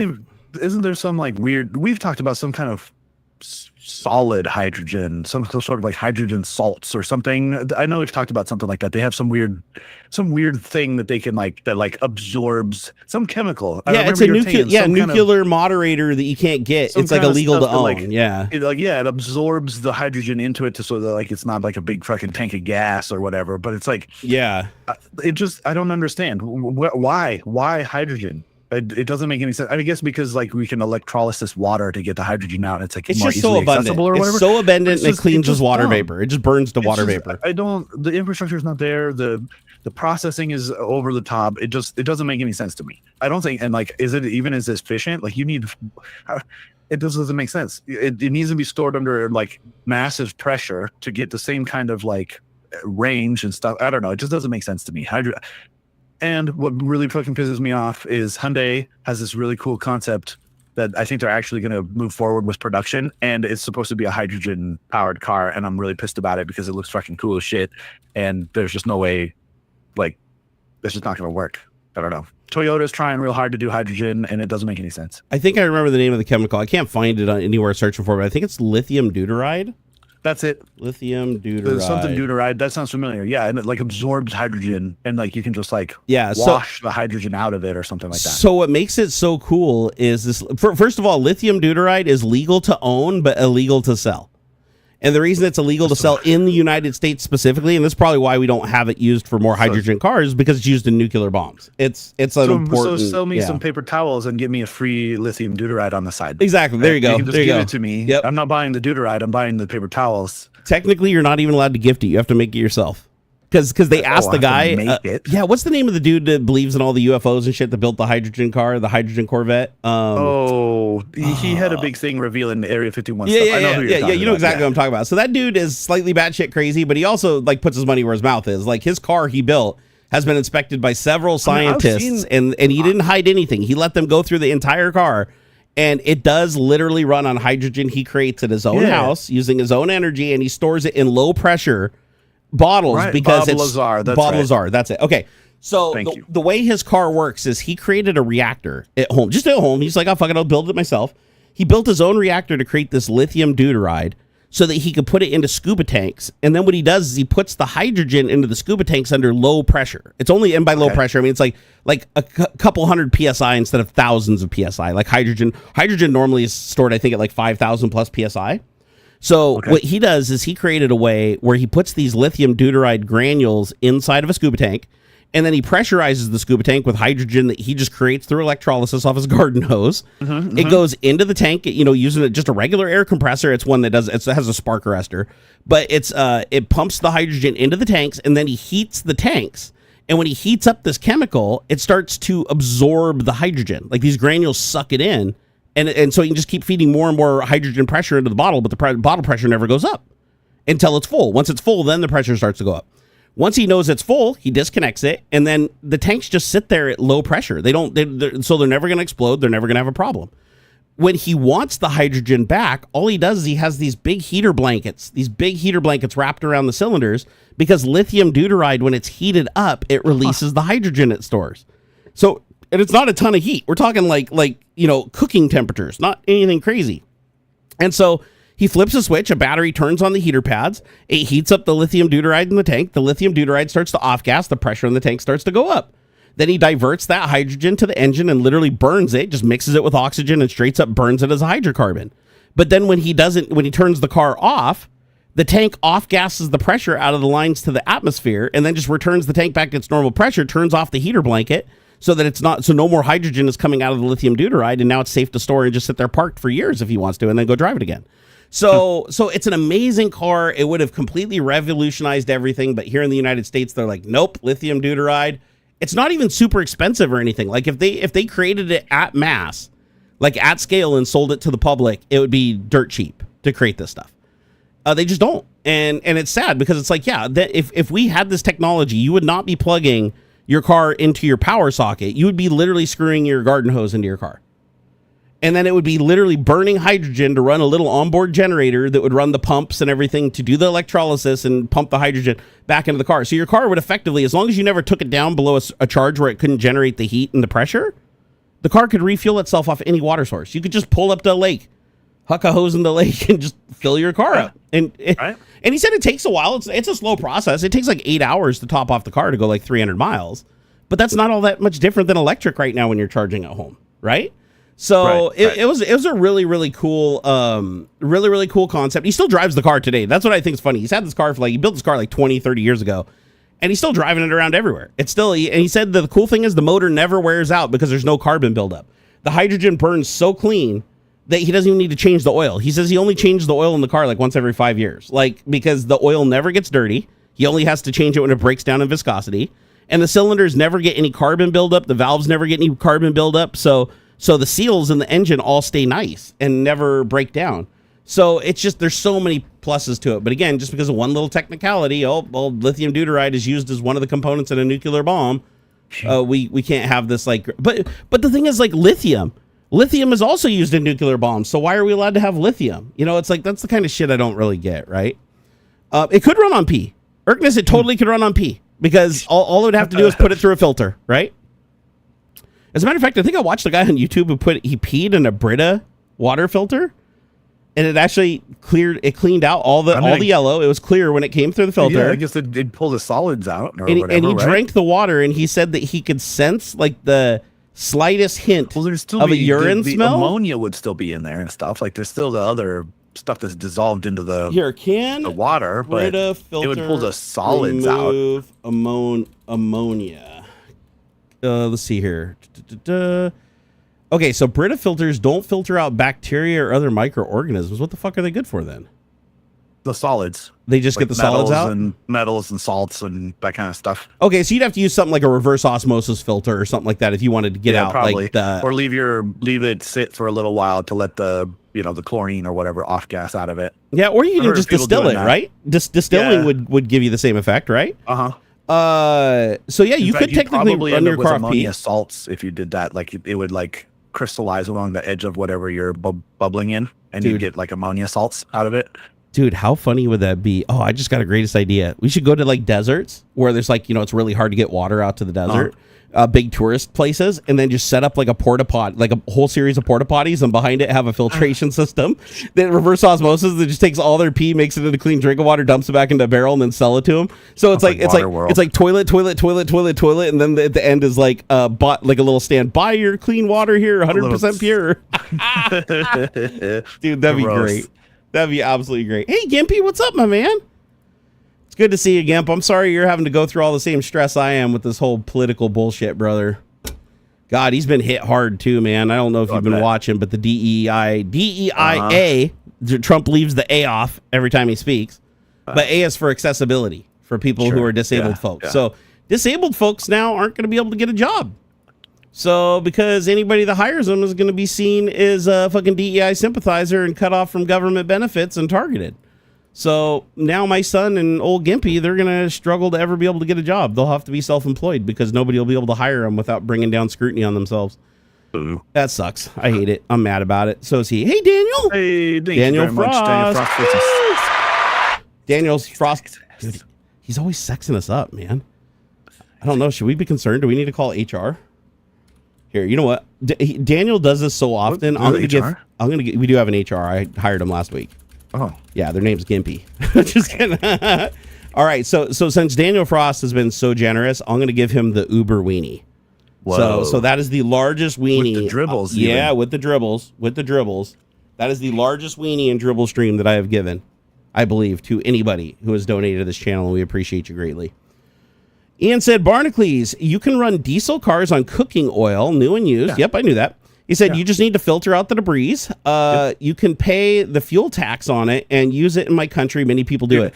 There is one problem, though. You can take old school, mid to late 80s Cummins diesels, you can run that shit on transmission fluid. I've seen it done. Like old used motor oil. Like, yeah, you got to clean out you got to filter out the gook, like whatever weird. Like, they run on kerosene. If you have access to kerosene, it'll run on kerosene. Yep. The original diesel engine that was shown off at like 1908 World's Fair or whatever ran on peanut oil. Yeah. Like not even clarified or anything. It was just like straight. It was the whole point of the diesel engine was so that farmers out in the sticks who had poor access to refined petroleum and gasoline could just run it on whatever it is they were growing. They could just press their soybeans or whatever it is that were growing and get the oils out of it and run it on anything, dirty oil, everything down into practically crude, like the stuff, because it works off the compression of it, like not the volatility, I guess. I'm not it sure ignites the fuel through heat and pressure. So there's no need for a spark. So they just use something called a glow plug, which presents the heat necessary to initially light the fuel. And then from that point on, the cylinder compression alone being so high because compression creates heat. So it's like the compression creates so much heat that it basically just flashes off the fuel automatically. And that's why diesels sound weird. Like car ignitions. So gas burning cars and diesel burning cars sound a lot different. Like diesels, you kind of get that glug, glug, glug, glug, glug, glug, glug, glug, glug. And it's because the ignition timing isn't as tight on a diesel. It's a lot looser ignition timing because it just happens, at the top of the stroke when the fuel starts to burn. And the flame front burns so much slower, whereas gasoline has more of an explosion. The diesel has more of a slow propagation. And that's why it has so much torque, because it can literally slowly build that pressure and push down on that piston rod slowly over the full stroke. Instead of just like, here's 1 billion PSI, and you just got to kind of deal with it like in a car engine. I will say there are some downsides, though, that a lot of people don't talk about with burning oil in diesels. And that is you have to get the viscosity of the oil down to a level where it can be injected into the engine, which requires one of two things. Either you have to thin it with, I think, ether, spirit, or alcohol, or you have to heat it up first to get the viscosity to go down. So if you want to burn peanut oil, for instance, the way I've seen them do that is they start the engine on diesel first and get it running and heat it up. And then they use the heat from the exhaust system to heat the tank that holds the peanut oil to get the peanut oil all nice and low viscosity so that they can pump it through the fuel system and into the injectors. Because if you try to just pump it outright when it's like thick and viscous, it doesn't work. So either they run it off the diesel first and then they switch to the fry oil or whatever else, right? Or they thin it with some other spirit or something like that to get it to a viscosity that's closer to diesel. But in either case though, like the ability to just burn like pretty much anything that burns can drive your car is pretty awesome. Yeah. Another one is like wood gas. Have you seen the wood gas powered cars? I've seen some of that. That's super weird. Horribly inefficient, but really cool. Yeah. Horribly inefficient. But you can run a car on wood, like an actual regular car engine. Yeah. You can run on something called wood gas. And what wood gas is basically like when you create charcoal, like when you burn wood without just completely burning it off, you're basically just like decomposing the wood with heat. It creates this wood gas. And the wood gas is highly flammable. Like if you light a piece of wood on fire, you notice the wood isn't actually burning. The flame is above the wood. Like if you look close, and that's because the heat is extracting the wood gas from the wood, and then the wood gas is burning when it mixes with oxygen. So if you trap that gas coming off the wood without igniting it, that's what they create these things called reactors. That it's similar process to creating charcoal. You basically just don't give it oxygen. You create a lot of heat. You let it with this little oxygen. Almost. Yeah, you just let it just cook. You're just cooking the wood. And then all that wood gas comes off, but it doesn't burn because it's in the absence of oxygen. So then that wood gas goes out through a fuel system into your engine, and then it gets introduced into your cylinder. The valve opens, lets the air in to mix with it. Now that the air is mixed with it, now it's highly flammable, and then it sparks, sets it off, and there's your stroke. And so there's lots of people that have made these like little wood gas powered vehicles where they put a stove in the bed of the truck, and they just throw it. You're literally just like a steam train. You're just hucking chunks of wood in your truck. And this one guy said that he only has to put I think it's 2 sticks of wood in it every 15 minutes. I mean, it sounds like a lot, really, honestly. But he has to stop every 15 minutes, but he runs it all day like that. Like in this really cold conditions in North Dakota or whatever, he uses it as his farm truck. And he's just driving this thing around. He just leaves it running. Because the reactor is always going. So if he doesn't use the gas as it's being produced, it just gets off-gassed because he doesn't have a good way to store it. But there's no reason why you couldn't store it. The only problem is you'd want to filter it, and there's so much tar That was the problem. Is like you have to burn it at such a high temperature, because if you burn it at too low of a temperature in the engine, it just gums it up. Like all the cylinders will get like this like oily, gunky tar around everything. So it's not good for your engine's health. It's not efficient. You only generate, I think it's about 1/4 of the power that the engine does on gasoline, even in the best case scenario.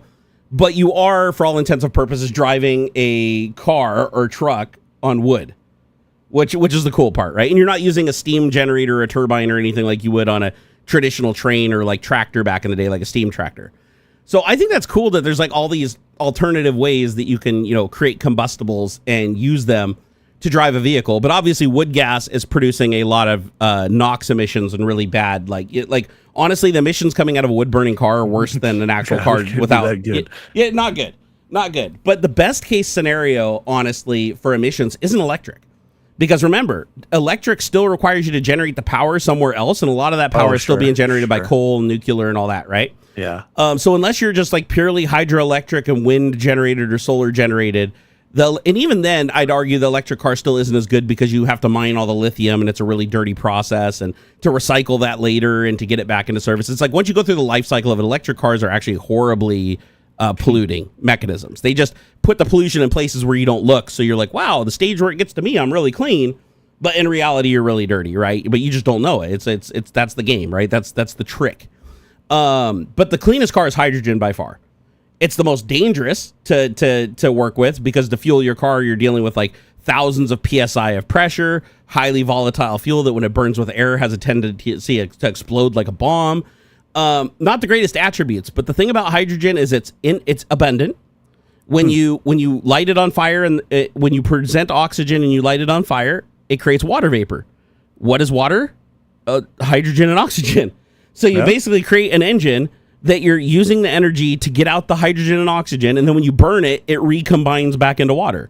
So all the cars driving around on Earth would effectively just be taking water out and then burning. If you take out the whole step of conversion, they're just running on water and then just pissing the water back out into the environment. So the cars ultimately become a filtration system, which is kind of cool if you think about it. If every car on Earth ran on hydrogen, there'd be no emissions except for the electricity or heat required to get the hydrogen out of the water. And that's the rub, right? Is a lot of people choose to use cheaper processes. Like I think one of the ways that they get hydrogen out of water is to use propane or something like that. There's like some step where they have to use a hydrocarbon to get the hydrogen out of the water, and it's faster than electrolysis and it's cheaper than electrolysis. And that kind of blew my mind when I saw that, because I always, thank you so much, Martin. Martin gifted 10 memberships. Oh, dude, you're an absolute legend. But apparently, or is it methane? It might be they have to use methane or something, but there's an extraction process to get hydrogen out of water that is not friendly at all. It's like, it's terrible, but it's like the primary way it's done, which is weird to me. Like, I don't know why they would opt to use that mechanism, and other than it's cheaper. That's it. Because we already know all you need to get hydrogen out of water, all you need is a catalyst, right? Which there's plenty of catalysts. I mean, you use baking soda, you can use table salt, but I think they usually use something like lye or a little bit more of a hardcore chemical that gives you a better result, right? There's a cool YouTube channel. Does anybody here watch Nighthawk in Light by chance? Dude, you love him, Houston. Here, I'm going to get a link to his channel because I got to promote this guy. I watched him for years and years and years. He only makes like one video a month, but he's just like, he's absolutely amazing at it. Nighthawk in Light. This guy, he's great. He's absolutely great. I could promote. He's like unplug his fridge until the end of the stream. I'll tell him when he comes back. Oh, there he is. You're back. What happened? Oh, maybe he's not back. Hold on here. Hold on. He can't talk. Let me figure out why. Weird. Oh, there you are. You're back. What happened? It wasn't. I don't know. I don't think it was me. Did it do the thing where like you disappear? You thought I disappeared, but you actually disappeared? Like I was the only one in the VDO room, and like you were still obviously connected because you posted the link to the YouTube thing. Yeah, and everybody else is saying the whole stream died for a minute. But they're saying we all disappeared. Yeah, everything on my end looks like it was okay. Okay, I'm checking my bandwidth chart right now, and yeah, there's no interruptions. So at least between me and YouTube, everything's been perfect. I mean, it doesn't mean shit can't happen, right? It could have been a drop packet when I wasn't looking or something like that. Oh my god! What is this? Oh my god! Well, Oh before my you God. disappeared, we were talking about how hydrogen obviously is the cleanest burning fuel. It's the most abundant that's fuel. what powers the sun. Yeah, we have more water on this planet than like anything else, ounce for ounce, and I that's think all. bugs. I'm pretty sure there's more bugs. Probably, but we basically have an I digress. unlimited supply. And the cool thing is, when you burn it, it doesn't go away. Like if you burn the hydrogen, it turns back into water vapor. So you basically reclaim the thing that you're doing.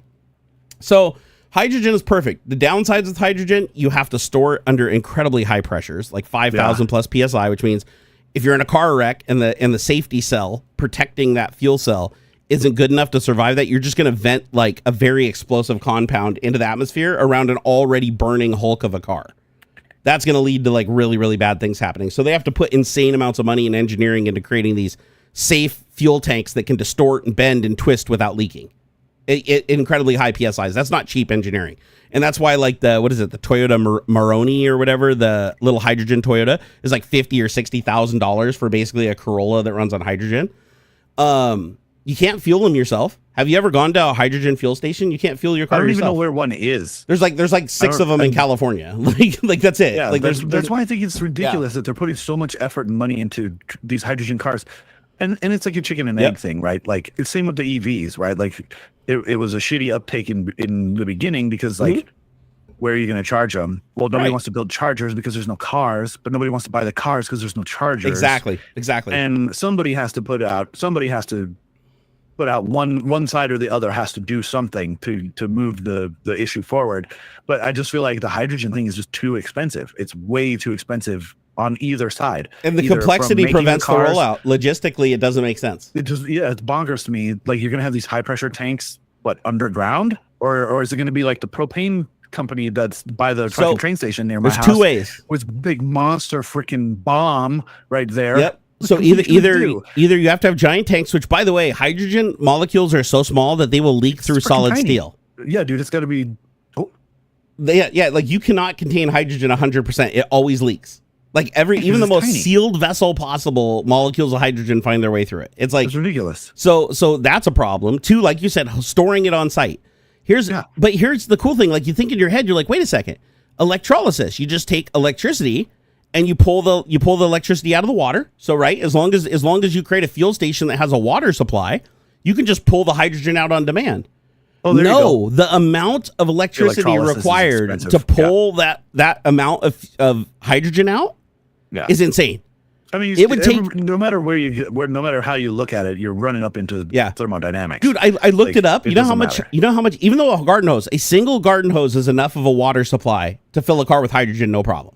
Sure. Like just a single garden hose. Still getting the hydrogen out of it. That's the hard part. The amount of electricity you need to get the hydrogen out, even using a chemical. Keep in mind, you still need a chemical there also, right? To do the electrolysis. Even with that chemical, it would take every single charging station of a supercharger network, right?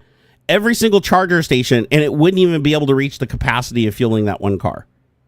That's how much power it takes to get that volume. And that's probably why they opt to do a chemical process to leach out the hydrogen, because it's just too damn slow to do electrolysis. It's just goofy and inefficient. So, but if they could do that, if they could find a way to make it efficient where it's like, oh, all you need is electricity and water and you can fuel up any hydrogen car, that would be better. But the biggest problem that you run up against is not even the storage, it's not even the transportation, because we already transport fossil fuels, right? So it's like you can have a hydrogen truck pull up and load up the big tank. But the thing is, the density is so low. The amount of space that you need to hold the same amount of fuel is insane. It's absolutely insane, right? And you have to, what was the other big one with hydrogen? Oh, yeah. You can't fuel your own car. With electric, you can plug your own car in. With hydrogen, you have to have a trained fuel attendant that knows how to make a 5,000 PSI seal against your car, do all the safety checks, make sure there's no bubbles, make sure that no seals got broken, start the transfer process, monitor the transfer process from start to finish, make sure he doesn't overcharge the tank. Make sure that he purges the lines properly so he doesn't get condensation into the tank that then fucks it up and compromises it. So there's so many steps that have to be taken, and that's why hydrogen has just been a huge failure. It's just too much work. It's too much work. It's inefficient. I do think electric is the way to go, or like some sort of hybrid thing. I say this all the time.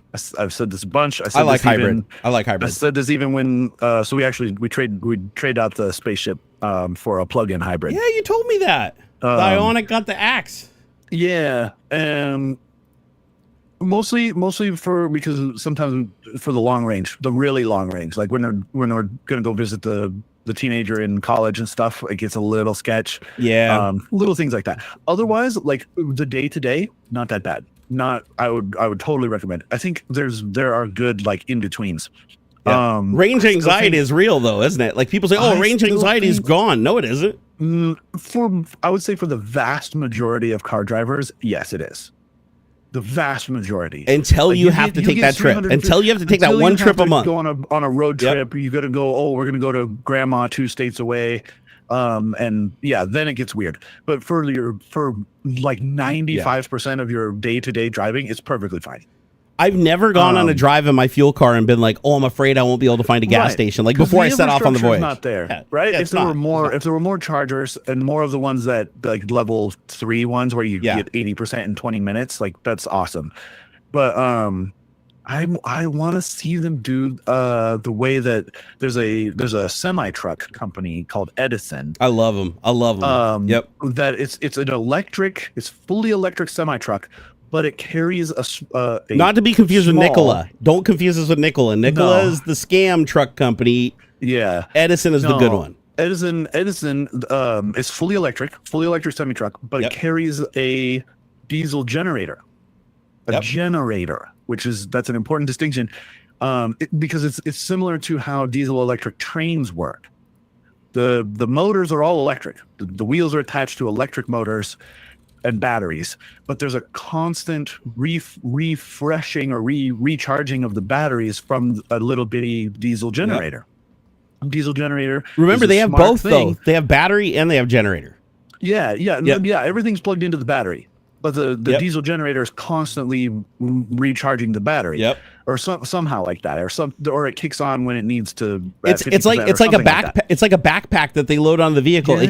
It can either be fully it can be fully diesel. It can be diesel electric, or it can be fully electric, or some combination of all three. You get to decide as the person who owns the vehicle. Yeah, the way that it's super efficient because the generator will run at its peak efficiency. Yep, all the time. Did you see it can convert up and down? It's the generator, just like the generator that would power your house if the power goes out. Right, it's a generator. And did you see their conversion kit? The conversion kit they did for regular trucks? I think I was going to say, I think they were working on something for regular pickups. That's the way to go. So if you don't want to buy their huge new platform, which it is pretty expensive. I mean, you'd expect it to be. Semi trucks are monster. Yeah. So like if you have a regular semi truck, let's say you're a guy who drives and you don't have the money to buy another truck. You already invested your $250,000 in your Kensworth tractor or whatever. You don't want to go buy an Edison, right? Edison has you covered because they also create this power pack, and it's cool. It's basically another axle. So another axle, another set of wheels, a battery, and a generator all contained. And you back your truck up to it like you're picking up a trailer, and it like locks onto your truck, and then you back that up with the truck to then pick up your trailer and your load. And it basically acts as like an inline hybrid system to give you the electric range and to give you the torque for pulling up hills and stuff like that. So you burn less fuel. Right. It makes your vehicle fuel efficient because now you're driving a hybrid. You can disconnect it if the battery goes dead and it's not charged or whatever, and it's just dead weight. You can just leave it stored until it's charged up. Come back and grab it when it's charged back up and use it again. It's really a clever idea. It's a super clever idea. I think it'd be rad to see like a CRX, like an old CRX. Yep. Converted to electric motors and stuff, and then have a tiny little Honda generator in the back. And the car's just plugged in to the generator all the time. There's a guy on YouTube who did that with a Tesla. There is a guy who did like 1,100 miles. He did that. Yeah. He used like a smaller like generator. He had to fuel up like 3 times. He had to fill the generator like 3 times. Yeah, didn't he say he was like averaging 1,100 miles? Yeah, he was averaging over, I think it was almost 100 miles per gallon. Yeah, that he was getting in a Tesla, intense. Like without charging. He wasn't charged. The Tesla was charging as it was driving and as it was parked off of a diesel generator running in the back. Ridiculously loud. Yeah, it was ridiculously loud. Like he was saying, the generator was running behind him. It was comical. It was comical. It was what's the name of his channel? It's like some warped illusion. I think is the name of his channel. Let me see if I can Find it warped. CRZ perception. is a CRX hybrid. Yes. Yeah. Which very cool. I like the styling they did with the CRZ. Actually, Again, that's a hybrid, and that went more how like the Prius does it, where the wheels and stuff are still like the gas motor, it's still an engine, right? It's not a generator, and there's a difference there because like what I'm saying is all of the drivetrain is electric. It's electric motors on the wheels. The fuel part, the generator, is not part of the motion of the vehicle. Exactly. And that's what a lot of hybrids will do is like, oh, when you need a little bit of more oomph to get up the hill, the gas engine will come in and help out. I'm talking about pure electric. Go get yourself a Nissan Leaf, right? The pure electric, but then have a generator and it's plugged in all the time, basically being recharged constantly while you're driving. Yeah. Everything's still electric. So one of the most efficient hybrid powertrains that still exists today is the Prius, the Toyota Prius. Oh, dude, even after all these years, they're still the leader. Yep. Dude, the PS Pros look freaking awesome, man. Like something straight out of the future. They're really cool. Did you see the plug-in hybrid they created with the larger battery? So now you can like plug it in just like a Tesla and give yourself like 100 miles of battery range. Neat. And then it just and then once you eat through the battery, it kicks over into the hybrid mode where it just runs the engine. But the thing is, it gives you... that's the way to go, man. The generator thing's super efficient. It gives you all your efficiency, all of it. Little bitty thing is super freaking efficient, man. You get how many hours? I almost bought one, dude. Hours off of a gallon of diesel. That thing will run for like 4 hours or something. What makes the Prius so special? Watts. So what makes the Prius so special is that instead of doing the we're gonna use the engine to charge the batteries to drive the electric motors, which is what the Chevy Volt did. Chevy Volt's a piece of shit. I fucking hated that car. I'm glad it's gone. Worst car I've ever owned in my life. Some people love them. Hey, I'm not going to knock you. If you love them and you've been lucky enough to have one that's not a total fucking lemon like mine, congratulations. But the Volt never was that fuel efficient. The best that I ever got out of it was 37 miles to the gallon, which isn't terrible, but compared to Prius, it's garbage. If I drive like a grandma in my Veloster, I'll get 37 to the gallon. So what makes the Prius so special? 10 years old. It's right. No, it's almost. What, mine's a 2013, so my car's 12. Will be 12 years old this year, and I could get 37 miles to the end. So the Prius has an actual transmission. That's the difference. Is the Prius has a planetary gear set that's similar to a CVT. It's like a CVT transmission, but it's electronically continuous variable transmission. And what it does is it splits the power. So basically, the engine goes into the transmission, and then the electric motors go into the transmission. And then the power goes out of the transmission to the wheels so that it can mix engine torque and it's using the engine to run a generator. So the engine is charging the batteries or using the battery power in competition with the engine running. And a computer is making the decision of, will I get more fuel efficiency at this torque range going up this hill by using the torque of the engine in this situation? Or is it better for me to use what's in the batteries to basically keep the engine out of load so that it's more efficient? And it does all these calculations to figure out based on the engine's temperature, based on its workload, based on the terrain. It's constantly making this decision to figure out how to get the best possible efficiency by mixing engine power with electric power and balancing how much engine power is used to the wheels, how much is going to the batteries. It is like it'll learn as you drive. If you drive the same route, you'll keep getting more and more efficient because it'll learn the route over time and learn your driving habits. And it'll figure out, oh, this guy's got a heavy foot, right? He likes that torque taken off the line. So what we're going to do is we're going to take that torque from the batteries, knowing that he's going to chill out afterwards, and then we can use the engine to replenish the batteries while he's driving like a normal person. Yeah. And so it does all these like little things to just maximize your range that you get with fuel. And sadly, not a lot of the electric cars do this. A lot of the hybrids don't do this. A lot of the hybrids opt to just have an onboard generator.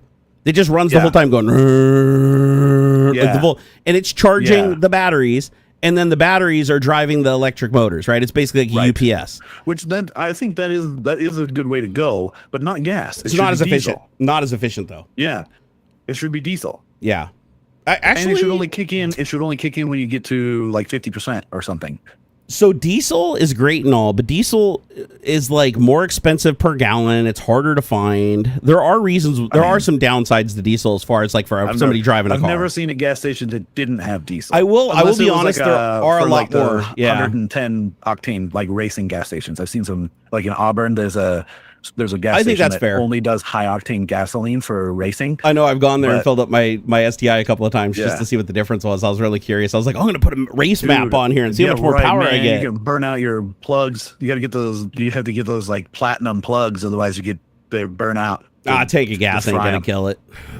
I ran a tank of 101 octane because I wanted to use a map that I got when I bought my car. Yeah, 101. So I put Sunoco 101 racing. It was stupid expensive too. I want to say this is back when I was working at Microsoft and had money, jet right? Fuel, that's the way to go. Yeah, I want to say that I filled up a 15-gallon tank. This is when I did the track day out at what's that place called? The Ridge Motorsports Park. Okay. So I filled up my tank with 101 octane Sunoco racing fuel, ran it down to where it was like light on empty. Because I don't have a flex fuel sensor, so I have to make sure that the vast majority of the fuel is 101 octane, because if I have too much mixed in, I can fucking blow things up and detonate it. Yeah. So once I was convinced I had the tank full of this 101 octane, which I want to say cost me over $150 to fill up a 15-gallon tank, and this is years ago. This is a long time ago. So then I go on my thing, I load up my map, and instantly the car had so much more pep. Like I was like, it felt like I cranked the turbo up another 4 psi. And I looked at the map, and the map said it produced another 40 horsepower and another 65 foot-pounds torque, which is decent. That's a good improvement on a little car. It only makes 300 horsepower. And so I opted to do that, and I went to the racetrack, and I ended up burning through the entire tank of fuel in half the miles. Wow. It turns out when you're running 101 octane, it is just flushing that shit into the engine. Same thing with ethanol. If you run E85 in your car, you burn like 3 times the fuel to generate the same amount of power. So you eat through it fast. People are like, damn, where did my tank go? But I ran that one tank. I never did after that because I was like, it wasn't worth the extra 30 horsepower. And besides, you know what I found out after that? You can go to a dyno tuner and pay them. If you have a Subaru STI, go to a dyno tuner. You pay them, I think it's about $300 to $500 for a Cobb Access Port V3 and a Pro Tune. Oh. And they stick it on a dyno with this fancy little Cobb Access Port tuner, and your 300 horsepower STI, you have to do a couple mods, but they're mods everybody does, like intake, downpipe, and stuff like that. It goes from being a 300 horsepower STI to being a 340 horsepower STI, and it goes from having 300 foot-pounds of torque to 380 foot-pounds of torque, almost 400. So that was way bigger of a difference than I got from the Sunoco racing fuel. And that's on that was on 91 octane pump gas. So by just taking my car in and getting it tuned properly to run on pump gas at its max potential with some more boost, I produced the same power that I was making with the lower boost on the Sunoco racing fuel. So yeah, if you're gonna and that Sunoco racing fuel is so damn expensive. It's like, yeah, if you're gonna be buying race fuel every time you go to the track, it's like, nah, go get your shit tuned to run at a higher boost on regular pump gas, and you'll end up spending this less money in the long run. And honestly, the car will be more reliable too if you're not constantly switching between two fuels. Because if you forget to change your map, you're fucked. Yeah, if you don't have a flex fuel sensor and you wake up one day and you're feeling a little groggy and go turn on your car and you're like, oh shit, I forgot to change it from the Sunoco map back to the 91 octane map when you stop at the gas tank on the way home. Yeah, you're gonna blow your engine on the way to work. So 101 US octane or European octane. This would be US octane. Yeah, of course. I know Europeans do octane completely different. I will say though, E85 is like the magic bullet if you want just free horsepower. Like if you don't care about going through your entire tank of fuel, ethanol burns hotter, but it's like what is it? It's less energy dense or something. Like you need more of it to get the same, but it burns hot, or like there's something about ethanol. It's like you can jam, vodka, right? But you can burn like 3 times the fuel at the same time in the same cylinder and produce way more pressure. Okay. So like where gasoline, you're limited by the stoichiometry. You can only put in so much gas before you don't have enough oxygen to burn it. Okay. With the E85, you can put in shitloads more into the cylinder, and it basically, I don't know if it creates its own oxygen or what, but I my friend in was it Illinois that I went to? Where was Murph Midwest Rep Festival? Goshen, Indiana. So Goshen, Indiana. We're talking like Amish country, right? So my buddy Mike is like, oh, dude, we're talking, he had an STI, I have an STI. I was like, hey, that's a cool STI you got. We're talking cars. I was like, hey, what kind of power are you making? Because it looked like a relatively stock STI. He said he was making 600 horsepower Damn. It was like 520 at the wheels, 600 crank. And I was like, okay, shit. I was like, God, dude, fully built engine? He's like, no, stock bottom end. I'm like, what? He opens the hood. Stock turbo. It's not even an aftermarket turbo. Stock intercooler. I'm like, the only thing on this thing he changed was the fuel pumps. He has 2 fuel pumps instead of 1, 2 Walbros, and an adapter to put the 2 in the tank. And then he had a different fuel rail, and he had a bigger injectors. He had like 2,000 cc injectors on it or something like that. Or no, sorry, this would be a 4-cylinder. So 1200 cc injectors. And so just running E85 with an E85 tune, he was doubling his horsepower. He was going from a 300 horsepower car to a 600 horsepower car, and he drove it like that for 2.5 years before the engine blew. And he drove it like he stole it. Like he hammered on that sumbitch, and when it failed for the same reason every EJ fails, right? It had a ringland failure. It spun a rod bearing. Those are the things these engines do, even on regular stock horsepower. So imagine 2.5 years driving around in this and the funny thing is the transmission held it. That's what blew my mind. That 6-speed transmission in STIs are amazing. The 5-speed, absolute piece of shit. They call it the glass box because it shatters if you look at it wrong. But the 6-speed is bulletproof. And so up to 600 horsepower. Anything over 600, you have to build the transmission to build the diff and everything. But even the stock, what do they call them? The half shafts going out to the wheels, all handle up to about 550, no problem stock. Oh, dang. And so he said the injectors cost him, I think, like $1,000. The fuel pumps were like $350 or something. He said he only had about $2,500 or $3,000 in, including the dyno pro tuning. Okay. But damn. Yeah. So and for the E85, I think he said he had to change out a couple of seals. Like there's a couple seals on the tubes and like O-rings and stuff that you have to change out because the ethanol eat them. So you have to put in like chemically resistant rubber. Yeah. But he was in it for like, it was like $3,000 and he doubled the horsepower on an STI. But he has to run E85 now. He can't run pump gas at all. He technically could get a pump gas tune and run the pump gas tune, but you'd have to go change a bunch of stuff, make sure the tank was completely empty, make sure the fuel's completely changed over. Or get a flex fuel sensor. If you guys don't know, a flex fuel sensor basically detects the fuel coming into this right before it gets to the injectors. It can tell exactly what octane the fuel is. Like any mix of fuel. You could have 15 different types of fuel in there. It'll figure out the combined octane number of the fuel before it reaches the cylinder, and then it'll change the ignition timing and the spark temperature to match that octane. And that way, if you put in E85, your car just picks up like hundreds of horsepower, and you're like, whoa, where did that come from? And then when, half a tank, you drop in, you fill it halfway up with 91 octane, and now you have a mix of 50-50. Now you just lose half the horsepower you gain, but you still have a ton more horsepower. So I love the flex fuel thing, but that shit can get expensive to like convert everything over properly. But I was shocked that this dude was like over 500 horsepower. Here in Washington, my friend Ryan had a 550 horsepower STI. That I drove in him. His was faster. The stock one was faster. Yeah. So the non-E85 that ran on 93 octane, which is still like a hotter fuel here in Washington, only certain gas stations have it. So he had it tuned for 93 octane, was making 550 at the wheel, and he had over $15,000 in mods. He had the top end built, the bottom end built, fuel management system, new intercooler, new turbo. This was like a completely built, and his car was breaking down left and right all the time. It never, ever was reliable. The other dude is just like E85, $3,000. So if you live somewhere where E85 is just everywhere, just ignore every other option. Just literally don't even be looking at like all the upgrades. Just convert your car to E85, put the shit on it that needs, go pro tune it on a dyno, bing, bang, boom, you're done, and you're making the power that these people like me in places where we can't get E85 very easily, we dream of, right? Like we would love to be able to do that. So we're literally jealous. He said you can always paint racing stripes on the hood that easily adds up to 10 horsepower. Oh yeah. Yeah, that's basically what I went that was the theory I went with back when I had my Corolla. I had one of 3. Hey, this is my claim to fame. At one point in time I had one of 3 turbocharged Toyota Corollas in the United States. Wow. There's a reason they don't turbocharge Toyota Corollas, and that's because they have incredibly high compression, high strung little 1.8 liter 1ZZ FE engines that for a brief amount of time also were in the Lotus Elise. Really good engine. Fantastically good, reliable engine. Hates boost. Absolutely hates boost with a passion. I literally ran 4 pounds of boost on it for less than a month. And the one time I hit the scramble button and went up to, I think it was 10 pounds, the engine, the rods melted and folded in half in the engine, and it was done. Hey. It literally sawed it in half. Hey, Michael R. Media, thank you for the $2. We appreciate that, brother. Have advice for a new social media manager? Do your best. Wait, what was the question? He says, Ox, have advice for a new social media manager? He's a social media manager for who?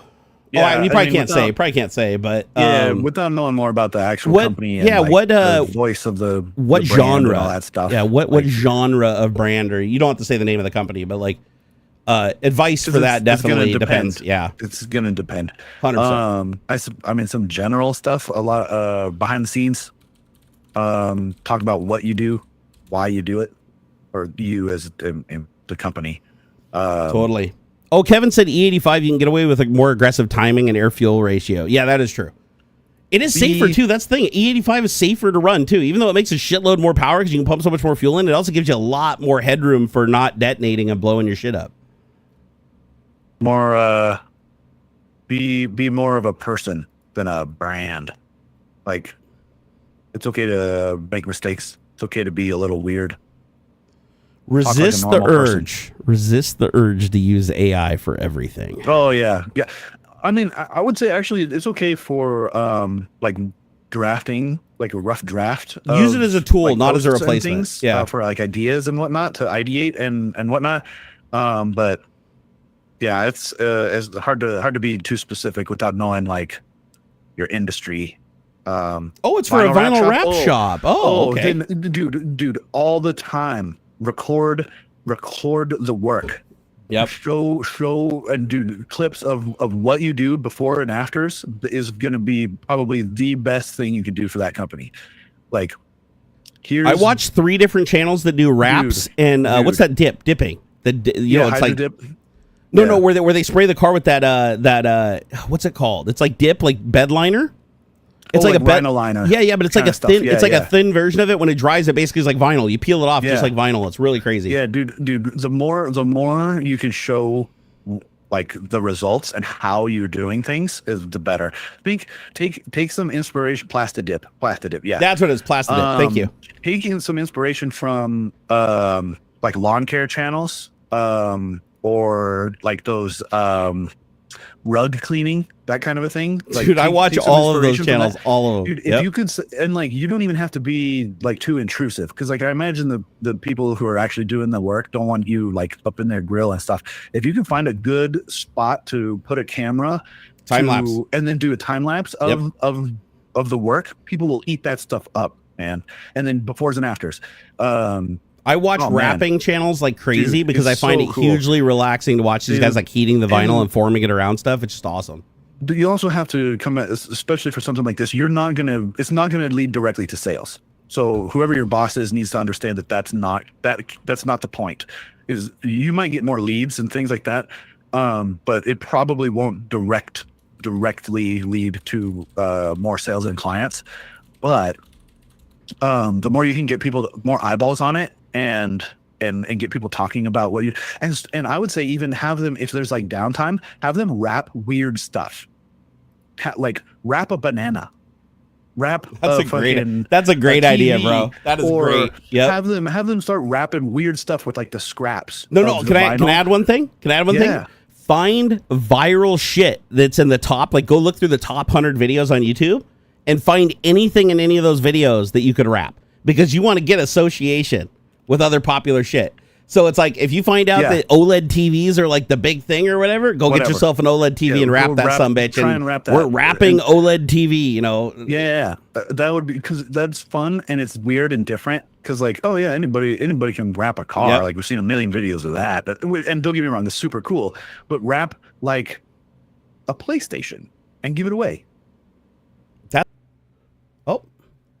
It was my fault that time. I just caught it. Yeah, I just dropped 1, 2, 3, 4, 5. I dropped 12 packets in a row right there. A million. So that time was 100% my fault. Yeah, that'd be cool. Have them wrap weird stuff. How tos. Somebody said how tos, because like, that's a great idea. Like, I love your idea on that. That's a great idea. You probably get some pushback if with the idea of showing how you do the work. Like your process from start to finish, you might get some pushback on that, because people are going to be, oh, if we show them how we do it, they're just going to go do that like at home. Or no, they're not. No, they're not. the people who are going to do it at home or are going to do it themselves would have already done it or aren't your target market anyway. And I mean, don't show them anything that's proprietary. Like if it's something that you know for a fact you guys invented and only you did. No. Here's why. Because competition going to steal it. The other competition's going to steal it, and then that's going to murk up the pool. What you do, but the thing is, there's no way that any sort of proprietary process is going to be so unique that that's going to be your like unique selling proposition. I mean, right? Don't be so sure. That's how I got popular with 3D printing, right? Is when it was unobtainium to everybody else, and they didn't know how to get into it. That's more like cost of entry into 3D printing, right? It wasn't a process of how to 3D print. Like it's very rare. Anything I've ever done that's successful and unique that somebody else has copied me on has actually eaten into my bottom line as far as viewership. There's something to be said about yeah, I guess there's something to be said about that, I guess. But I feel like you know what they can show though? They can show the after. Just don't show the recipe, but show the like work. Like show look at the end result. Like the end result speaks for itself. Special chemicals you're using or something. You don't have to get into that. Like, oh, this is our special juice. Like that's fine. But I can't imagine there's anything really specific or proprietary in the process of vinyl wrapping a car. Yeah, you don't have to give up your product formulation. Detrimental in their local market. Yeah, like because I mean, there's going to be competition. You're probably not the only vinyl wrapping company in 100 miles or whatever, but well, you know what you could do? It's just search. A process thing that's so unique. It's usually more the customer experience that is going to be. It's the people stuff that's super unique. You know what I do? Just do a quick search. Do a quick search. If other people are already doing it, then there's no reason why you shouldn't be getting in on that action, right? I talked with the guy who he runs he does like epoxy garage floors or something like that. Some kind of like garage floor thing where he cleans up the concrete and then he pours some goop all over it and he throws like sparkly shit into the goop and it like it's like an epoxy flooring for garages and stuff. I told him the same thing. I'm like, dude, anytime you possibly can, like obviously you have to get permission from your customer because it's like their garage, but if you can, put up a little couple GoPros in the corners or some small cheap cameras in the corners of the garage and record the entire process from start to finish and do time lapse, put those out on TikTok or YouTube shorts and stuff. People will eat that shit up all day long. You'll get thousands and thousands of views. People love that stuff. Do a little voiceover, do a little call to action. I mean, all that stuff adds up. That's smart. This is more of a broad marketing sort of a deal, but Victor Sandoval has something that's freaking smart. If you can find a cheap toy that is the customer's car, wrap that too and give it to them. Oh, that is a great that's not even a social media thing. That's just a great gimmick for business. That's a great business thing. And man, your sales guys could do that as like a test even. Like if somebody comes in and says, "Oh, I don't know. Hey, it's cool. I've got this little Matchbox car. This is your car, right? This is Ford F-150. You know what's funny? I'm gonna have one of my guys wrap it for you real quick. It'll take 10 minutes or however long, and you take that home with you. You can see what your car is gonna look like. I watched the YouTube channel, dude. I watched the YouTube channel where a guy was wrapping Hot Wheels. And he was just using scraps from the full-size cars that were just going to go in the garbage. And he just picked up a scrap, heated it up, stretched it over the Hot Wheel, cut out the windows with a razor. And he was like, because you don't have to do as good of a job because it's so small, right? You don't need to worry about all the details and everything. And it's like, if you give that to the customer, and the customer's like, I can carry this around and show it to people. Like, I can go into the house and be like, hey, this car's parked outside. Check it out. That's sweet. That's a great idea, and dude. give it to him and let him have it. Like, if somebody comes in for a consult or something, here, hey, you got 20 minutes, or while the sales guy is talking with the customer, you have somebody in the shop wrap. Oh yeah, we've got this is amazing. We've got a freaking Corolla or whatever. Heck, you could eat. Man, you could. I'd be so stoked. I'd be so stoked if they just dropped that on me. I was like, oh, here, you could just 3D print a bunch of samples. Just 3D print a car. It doesn't have to be perfect. It doesn't have to look that good. And wrap that and say, this is probably what your car's going to look like.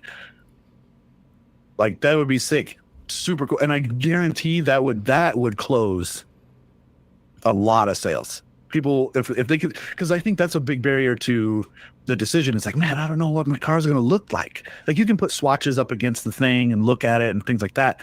But if I could, man, if you wanted to go crazy with this, you could actually scan the person's car, print it, wrap it and say this is what your car is going to look like. Yep. But that's a little more involved and way too time consuming. I have another marketing tip ROI for on them. that wouldn't be very good. Another marketing tip, and this doesn't come from me. This comes from like a long line of people that have done this. And I was going to do it myself, selling merch on my store back when I was at my prime before my life went to shit. You can actually just give a discount to people to allow you to put your logo on the final product. So sure. You don't have to put like, don't make it like, no, just be on the back. Yeah, not big and gaudy or whatever. So. Like, yeah, just have like a little thing like in the corner of like commercial wrap companies. But make it look cool. Make it like so that they want it. Make it look cool. Like, you know how like an artist signs their work, right? Like have your logo done up like that. No phone number, nothing, because it's searchable, right? Your logo, your trademark, they can search for it on the internet and find it, especially if it's in local to an area. Driving around, great advertising. There's a Rap Jacks, I think is what it's called, Rap Jacks, and they have like a Yellow Jacket is their like logo. Yeah, you want it to look cool. You want it to make the wrap look cooler, like add something to it. A lot of the commercial vehicles I see that are wrapped with their whatever lawn care blah blah blah blah on the back. Because you know what happens? You park that car. You park that car outside. You park that car outside of wherever you're going, even in your driveway. If it parks out on the curb or whatever, everybody that walks by goes, "Dude, that wrap looks cool." And they see in the corner or whatever, wrapped by so and so, or just a name. They just see a name, and so they go look it up. They're like, "Oh, is this guy famous or something?" And then they find so and so wraps, and it's like, "Oh shit!" Now they know of it. They're aware of you. And then if somebody asks them, "Hey, I want to get my car wrapped. Where should I go?" That's going to be the first thing pops in their mind. Be like, "Oh, there's an awesome wrapped car down the street. It was done by these people. You should go check that out." Maybe they even have a picture on their phone. I just think that's too, great advertising. The little car thing. There's people will be, oh man, dude, that's brilliant. I went to Joe's Rap Shack and they give me this little car and they'll tell their friends about that. It'll just sit on their desk. You know how much a Hot Wheel costs? You know how much a Hot Wheel costs? Like for a regular production car, $1. Yeah, it's $1. Yeah, man. I'd say hit up like the dollar stores and stuff and buy them. As normal of the cars as you can, or I'm sure you could probably hit every up wrap shop or something. Every wrap shop knows which cars they wrap the most, the ones that they specialize in. Yeah, just go pre-buy all those and have them on hand. Because I'm sure you could actually talk to Matchbox or Hot Wheels or something and say, "Hey man, I need a bunch of these. I want a bunch of Corollas or something." You definitely get a big discount. You definitely get a big. I would recommend that to your management chain and be like, "Hey, listen, like." First of all, have one of your dudes wrap a couple Hot Wheels, see how long it takes. I want to try this. Yeah, see how long it takes them to wrap a couple of things. Because here's the thing. You definitely don't want to get in a situation where it's like, oh, they bring in this car that you guys wrapped that's an absolute nightmare, and now you can't do it on a small scale. But the truth is, anything that's going to be ridiculously hard on a large scale isn't going to be as hard on that little one because you don't have to do the same level of detail. Right. So that'd be fun. But I do like your idea, dude. That's great. Like if I could get my car wrapped and then have like a little analog sitting on my desk that I could look at all day, it's like there's my sweet ass unique car. People take pictures of it and just sit there next to their car and they'd be holding it and they're like, "Look, my little car." People only wrap cars for two reasons. That's to hide defects when they're selling it, and even then, it's for somebody else to think it looks badass and they're going to cherish it and worship it after they buy it, or they do it because they want to look unique. And both of those are like vanity moves, right? So it's like if you do something that plays to that vanity, they're going to love it. Yeah, man. Dude, that's great. That's a good. Man, we got some good ideas here for him here. All right, so now when you go make the millions of dollars, come back and share the love, okay? That's right. That's all we ask. Dude, I got to figure out why I'm having this network drop issue because we had this happen one other stream, like a couple of streams ago. I remember where I had a couple dropouts. Right. Because here's the weird thing. It's probably the bit rate. So I have I'm using all Ubiquiti stuff, as you well know, because we're both running basically mirrored setups that Adam hooked us up with. It's pinging my ISP nonstop and maintaining a continuous connection to the gateway. And I haven't dropped a single packet when I go into the UI and look at it's 100% ISP performance, not a single drop packet in weeks since I last rebooted. So when I see this continuous packet drop, it's either one, the VPN that dropped the packet somewhere in the route, or it's the route between me and specifically YouTube. But I don't think it's me and specifically YouTube because when I watched the packets dropping, I was actually pinging Google. I wasn't pinging YouTube. I was pinging google.com, which is a completely different IP address. So I was dropping from Google and I was dropping from YouTube. Yes, they're both owned by Google and Alphabet and everything like that, but they are on different network infrastructures. Like, so if I'm dropping packets to both of them, chances are it's a wider problem. So yeah, and I'm gonna have to do. You know what? With all the shit that's been happening to me lately, I think I'm going to sit down and just write myself a whole bunch of scripts to start tracing and recording data, just a log for like a week. I just want to log a week to like all the sites I normally go to, upstream, downstream checks, bandwidth checks at every hour on the hour. I want to collect a big data set that I can then parse and look through and see how many of these problems are localized to my network behind the Ubiquiti stuff, how much of it stretches out onto the internet. I want to figure out exactly where these things are happening so that I can call in the troops. Because I'm one of the few lucky people that has the ear of like the vice president of Ziply, right? Like he literally is my neighbor, lives down the street from me. So, you know, if I'm having problems, I can hit him up and skip the line if I need to. But I got to find the problem. It's not going to do him any good if I don't know what the problem is. I'm like, hey, I'm just dropping packets over here. All he can do is put a tech support guy in. He's going to be like, did you try resetting the router? And I'm going to be like, yeah. And he's like, is it still happening? And I'm going to be like, no. He's going to be like, then you're good. Right. So, you know, I need to really give them, it's like Microsoft tech support. You have to give them all the information to basically solve the problem yourself. You just don't have access to the shit to do it. And then if you give them that level of information, then they might actually fix it. Here, let's get on to some of our other topics here. That we talked about the Nvidia 50 series ROPS mystery. If you guys missed that earlier when you joined us, that was that's interesting. Seems like it's not happening with the Founder Edition cards. It's just happening. Is it? Oh, I forgot to clarify too. Is it happening with a bunch of different vendors, or is it just happening with one vendor in specific? I don't know. Because I didn't really get clarification on that. Yeah, like, that hasn't been very clear. What 5080 cards are impacted? Oh, and it's the whole line, by the way. It's the 5090s, the 5080s, and the 5070 Ti's. I'd imagine, because aren't they just bin chips? Aren't all three chips? I mean, I think it's just binning that determines which one it is, right? They're all the same. They're all the same silicon, right? I would think, yeah. I thought, okay. The NVIDIA GeForce RTX 5080 graphics cards are affected by a production issue that results in some cards having fewer raster operation pipelines than specified. The affected 5080 cards have 140 ROPS instead of the expected 112. This issue also impacts other models of the RTX 50 series, including the 5090 and the 5070 Ti. NVIDIA has acknowledged the problem and stated that less than 0.5% of these GPUs are affected. Like, what kind of answer is that? 0.5%? 0.5%? That's a lot. That's still a lot. How many hundreds of thousands of cards? That's 1 out of every 200, correct? So that's a pretty big deal. If you have an affected card, you can contact the board manufacturer for a replacement. But again, we already discussed that's going to take a long time because of the scarcity of these chips. And there's no guarantee the next one you get isn't going to have the same problem. Granted, it's a 1 in 200 chance, but still 1 in 200 odds isn't as little as you think. Right? It's like that's when you're talking to the order of hundreds of thousands of cards, if not millions of cards during the production run of something. That's quite a few affected cards.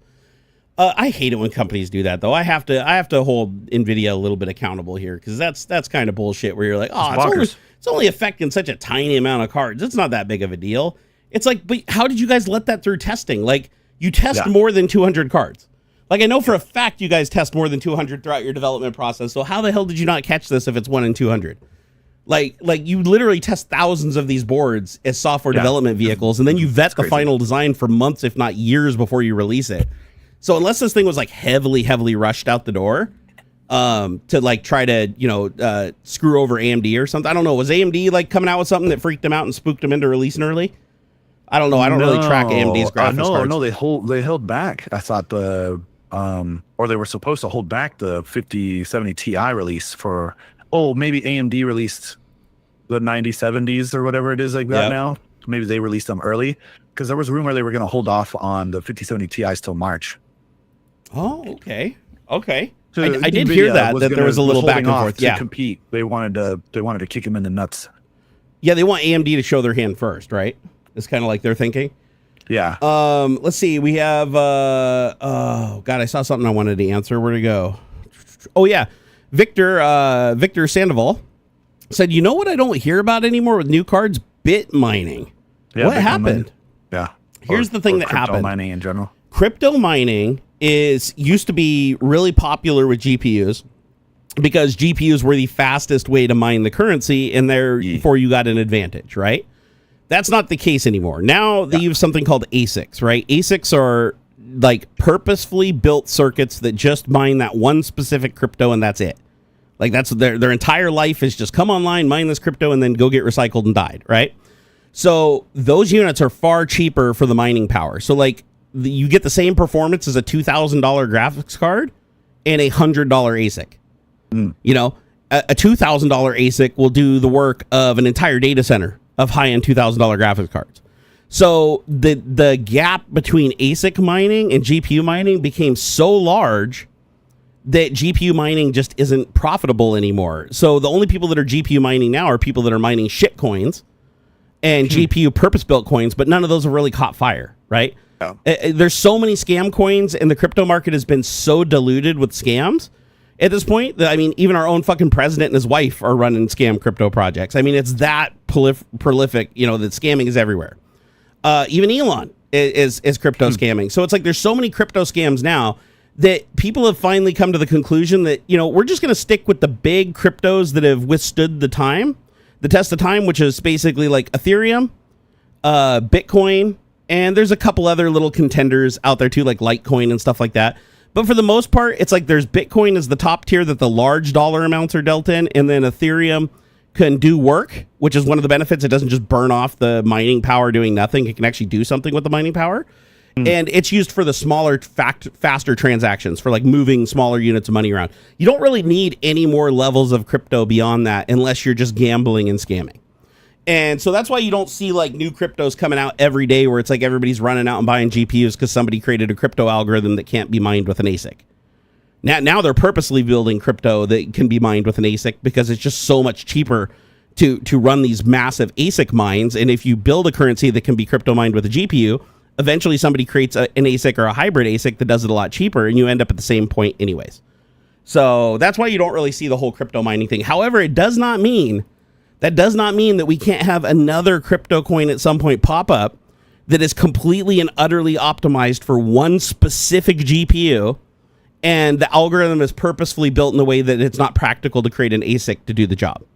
Okay. But here's the thing. They kind of solved this problem with a couple of other coins. I can't remember off the top of my head right now, where they had an element to the coin that required a flexible algorithm, which ASICs can't do flexible algorithms. ASICs are just do one type of math. They can multiply 10 and 10. That's it. They can't do anything. You can't change anything. It's just it can does one operation really fast. So, and you can do it with FPGAs, but those are really expensive too, and they just don't perform at the level that you need to be profitable with crypto. So what they did is they created algorithms where it's like 90% of the mining was ASIC, but then the last 10% of the mining required these flexible algorithms that only a GPU could do, or like a really fast floating point processor. If they create another one of those and it pops off and becomes popular again, then yeah, the GPU craze is going to happen all over again.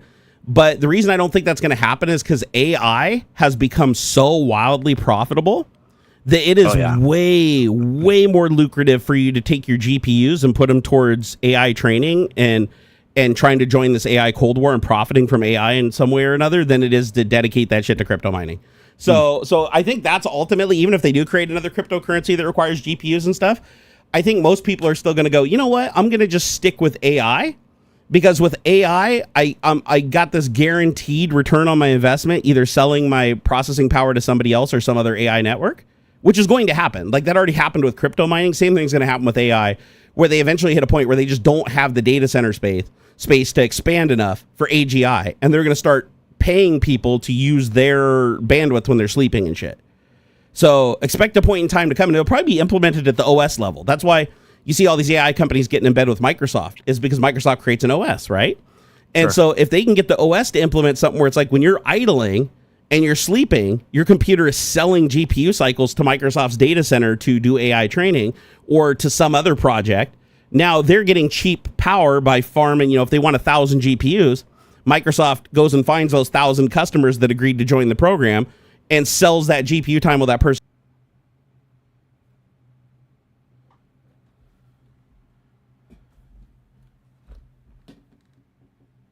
Oops. Yeah, I just checked it. That was a full drop to the internet. Are you back in the stream? There you are. I'm good. Yeah, this is definitely on. Yeah, these last two 100% were on my side. Now I'm starting to think the previous ones might have been on my side too, brother. Rough. Well, I mean, we're only 5 minutes shy. Yeah. Like, you want to just call it so you can investigate? No, I'm gonna keep going because I want to make sure that we get as much as we can out of this stream since sure. I haven't been streaming over on Twitch because I've been laid up and feeling so sick. So I'm gonna run with it. Stream from your phone in bed. Just yak with people. It's just chatting and stuff, man. Yeah. Like your jitters used to be. Yeah, I might opt to do that. The problem is when I'm on my phone, I can't see chat well. I can't interact with people well. Sure. I can't see any of the events or super chats. It's a little small. Yeah, so I'll figure something out. So wait, we got let's see. Oh yeah, so we talked about the ROPS, the AI Cold War thing. I guess we talked about AI there a little bit, but not about the Cold War aspect. Just be aware, AI is not your friend. Okay, AI is not your friend. It is good technology that can be used as a tool to help you. But make no mistake, every company out there is looking for every reason to replace you and with AI as much as they possibly can because it's cheaper and it's more efficient. So if you think you have job security right now, or your companies are trying to remind you of how much job security you have, just keep in mind that what's happening right now at the government level is trickling down through every corporation as we go. The whole AI initiative, we're in a complete arms race with the rest of the world to develop as much AI and develop towards AGI as fast as humanly possible. And we've taken all the safeguards off. There are no safeguards anymore. There is the presumption of safeguards, but they do not really exist. So just be aware that every single thing you type publicly online, anything you put in places, even DMs that you think are private on Facebook and stuff like that, just know that all of that stuff is being used to train AI at this point. Google pulled out of their initiative to never use. They promised that they would never use AI for surveillance. I saw Mozilla change their terms of service too. Everybody is. Even Apple. Every single person that was at the inauguration that paid the $1 million to stand behind Trump and lobby to join the AI super project. They are all changing their terms of service now because they don't want to get sued, right? And they're all changing their terms of service so that they can now, they're hoping people won't notice because nobody really reads terms of service, right? They're hoping people won't notice, but the ultimate goal is to mass surveil United States citizens again using AI. Because this has happened 2 or 3 times in our history before where luckily we had whistleblowers and we had agencies that were designed to out these people and shut down these projects. Those have all been systematically removed by Trump and Elon. Like they were surgically targeted regardless of the revenue that they consumed in tax dollars. Like 2 of the agencies they shut down literally took like 0.00001% of the taxes when like there's so many other people on the list that are just blowing billions, right? So it's clear that they're targeting these agencies specifically because they don't want any oversight. They don't want anybody blowing the whistle. They don't want anybody to know what's happening. But the writing is on the wall. They are going to start mass surveilling not just other countries, but us, the United States citizens. And they're already doing it publicly with AI, but they're going to start doing it privately, which means anything on your phone, any SMS messages, MMS messages, anything entered in DMs, anything that basically goes to a server before it comes back to its destination is going to be subject to AI scrutiny and AI training. So just keep that in mind moving forward because the goal is for AI to know you better than your mom knows you, okay? The goal is for, and the person who creates an AI that can most convincingly predict your movements and manipulate those movements with a high degree of success, that is going to be the AI that is worth a lot of money. That's going to be the AI that's going to be bringing in the big bucks, right? Yep. So everybody's racing towards it right now. China's racing towards it. Fuck, even North Korea's in on the action now. It's crazy. Russia's been in on the action for a long time. So we're in an AI arms race right now, and we're in a Cold War because hot wars just aren't trendy anymore, right? When everybody has nuclear bombs and can end the entire world, it doesn't make sense to have a hot war anymore, right? It's like it makes more sense to make the war about money, resources, and power, and doing it as quietly as humanly possible, so that it doesn't even look like anything's happening. And that's what the first Cold War was, right? A lot of the first Cold War, all the aggressions, hell, most of the public didn't even know about it, right? Didn't even know about the shit that was going on behind the scenes. Same thing's happening right now, except for when those things happened in the past, we put people and agencies in place to be our guys to look over the shoulders of the reps to make sure they're not doing anything they're not supposed to. And all those people have been fired illegally. So, and even though the judges are ordering them to be put back, they're not being put back. So just keep that in mind. Anything you say online can and will be used against you at some point, whether it's illegal or not illegal. So use things like Signal. I highly recommend Signal. Point-to-point encrypted communication. That way, it's going to take them a little while with AI to start breaking cryptography. Until we get more reliable quantum computers, that's not going to be happening. It will happen at some point, though. So anything that you say, even encrypted, if it gets archived somewhere and they can get to the point where they can decrypt it and they can go over that archive and run that decryption at a later date, they're still going to get that data at some point. It's just going to be delayed. Yeah. So just do what you can. Be careful what you say, because just like where you used to pick up your phone or whatever and, joke about doing something to the president or whatever, and dudes would show up at your door and be like, hey, hi, what were you talking about? I heard you were talking about something the other day. It's like, wait, that was a private phone call. How did you know? Exactly. So just keep in mind that we're now going the digital route with that. So just because you think you're talking in private online, even video conversations, doesn't matter. If you're doing a video conversation, it's going through a server. They can decrypt that shit and play it back. They're backing up. Storage is cheap, man. Storage is cheap. Most data doesn't get deleted. It just gets flagged as don't show up in query. It's more expensive to delete it, honestly, than it is just to leave it there forever. Yep. So just keep that in mind, guys. Protect yourself. And I know it's 2:01 and you're itching to get out of here, brother. Yeah. So you go enjoy your weekend, and I'll push on for a little while longer. And then maybe I'll run. Don't overdo it. No, if I'm going to go any longer than like a half hour, I'll probably push over to Twitch. Do it. All right. Peace out, brother. Enjoy your weekend. Goodbye, everybody. I'm AuxxZillary everywhere. Oh, yeah. Tell them about your stream. Tell them about your little car stream thing you do. Oh, yeah. I mean, sometimes I randomly will stream on my commute into work. I want to hear some commitment. I want to hear some more. Commit to that shit. Say, I'm going to stream at least 2 times this next week driving into work. Okay. Do it. I will. Dose. 2 times? Okay. All right. I will. Okay, 1. Let's start with 1. Next week can be 2. 1 this week. Let's ease into it. Do Wednesday. Wednesday. I have to go in the office on Wednesday. Like, I have to. So you guys heard it. Wednesday, there will be a live stream on 5th. Twitch, right? Twitch? Yes, Twitch. On Twitch, AuxXillary's channel. He's going to be streaming live for his drive. Yep. At like around 8 p.m. Pacific or 8 a.m. Pacific-ish, 8:30 maybe, around there. Before 9 a.m. Yeah. Then thanks everybody for the super chats and the gifting of subs to people or memberships. Yeah, memberships here. So they're so thanks, cool, everybody. man. I appreciate them so much. All right, take it easy, Love boss. Enjoy your weekend. Nerds. Bye. Enjoy your weekend. Nice. It's so nice. Go touch grass. Okay. Bye. Shit, I can't even reach it, let alone touch it. With your feet. You can put your feet in there. Your little toesies. That's true. I can rub my little tootsies around in there and get some worms up in those toes. Okay, bye, everybody. All right, peace out, bro. Hey, Daniel Frost again. Thank you for those 200 sexes, man. He says, always enjoy these tech stream. Have some sexes. You're the best, man. You're the best. The Tech Chef, thank you for the $2.95. He said, would you ever drive a hydrogen car? Oh, I answered that one earlier. And the answer is yes, I would if they could figure out how to get it efficient. Hey, Martin, thank you for those 10 gifts. Damn, Martin. Appreciate it. Woo! And Michael R. Media in the house. Thank you for the $2, man. He said, Ox, have advice for a new social media manager. Oh, we already answered that one, too. I'm sorry. I'm answering all these ones we already answered. Like I said, my brain is a little mushy right now. Oh, it's good to see you, Oystein. Oystein, Blue Varo, we got Martin. I love seeing all these channel members. Michael R. Media, DeWolfsden, Yo, Putch44. I love seeing Putch44 lurk. He's been a long-time supporter of the channel, and I really appreciate him being here. You guys are freaking awesome. Times are tough, man. Times are tough for everybody right now. We're heading towards some serious shit.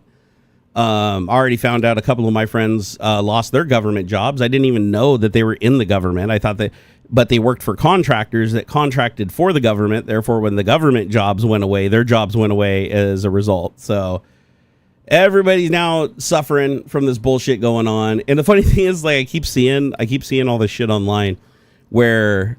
And it's funny when you see it, and it's not all that uncommon now. We're even seeing YouTube videos where it's like somebody who has a history of, oh, I love Trump. Trump's going to save America. He's a true patriot, blah, blah, blah, blah, blah.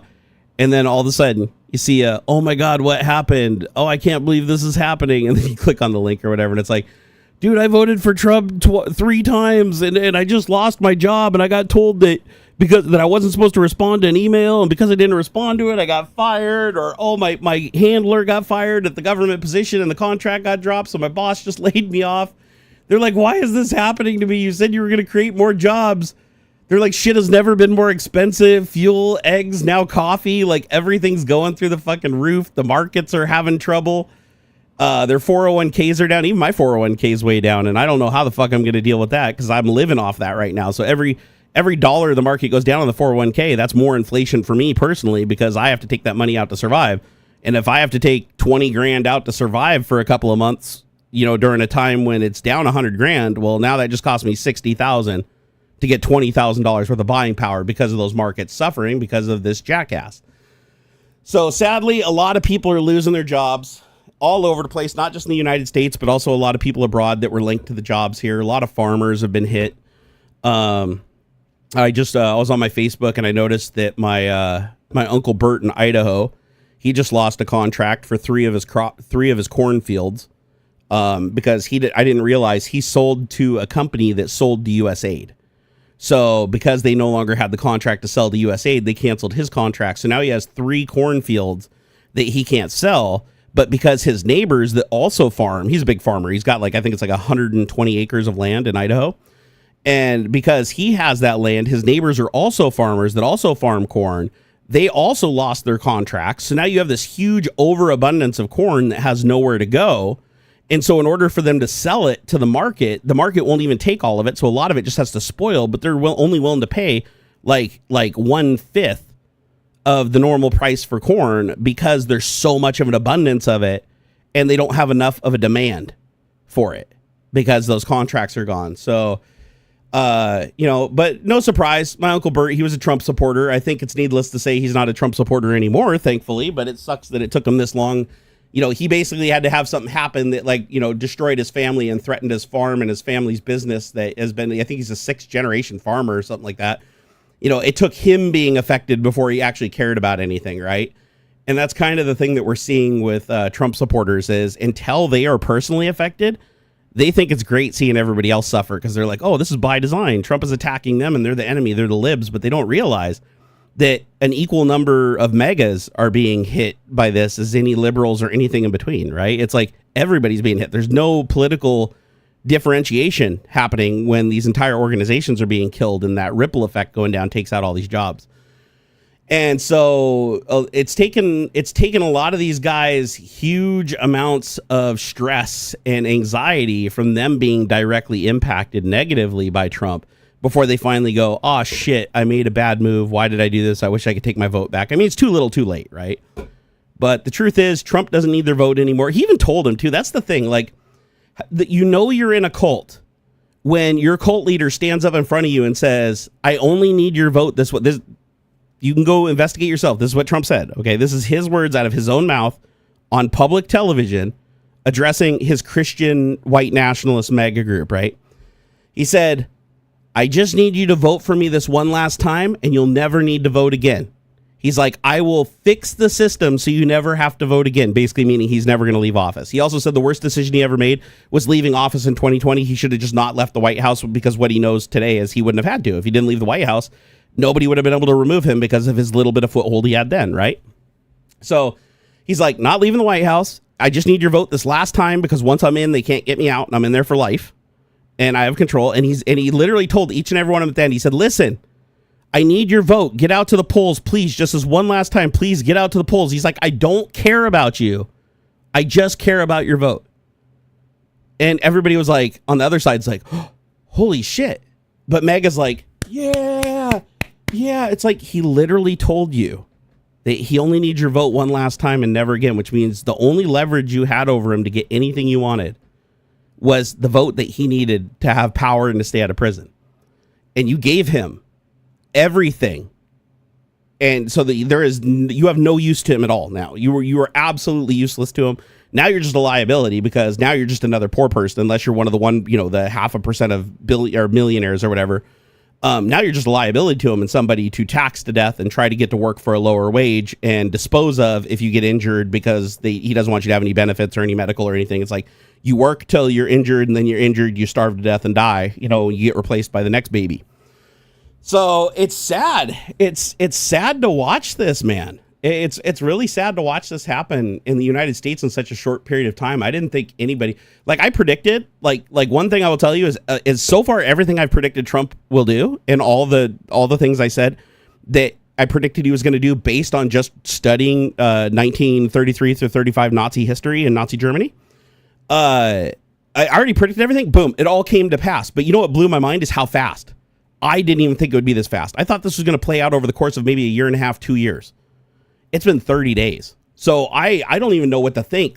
If we, in the next 90 days, I'm not even sure if we're going to be in NATO anymore. I'm not even sure if we're going to be even calling ourselves a democratic republic anymore. I think more than likely we're going to have alliances formed with Russia and North Korea because Trump is praising them, right? Well, attacking everybody else. We're going to be kicked out of the G7, obviously, because they can't allow Putin to use Trump as a puppet with his G7 seat. And it's clear that he's compromised. And we have a president who's literally trying to do the same thing we're condemning Putin for. He wants to go take Greenland by force. He wants to take the Panama Canal by force. He wants to take Gaza and make it part of the United States.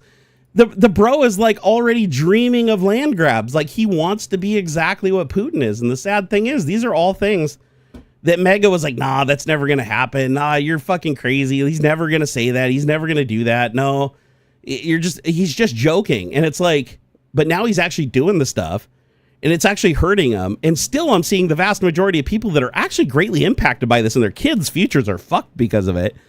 And they're still like, yay, the libs are burning. And it's like, but you're literally standing in the fire right next to us. Like, is it as fun to watch us suffer when you're literally on fire too? Like, don't you have shit? Like, wasn't the whole idea that we burn and go away and then you were the thrivers?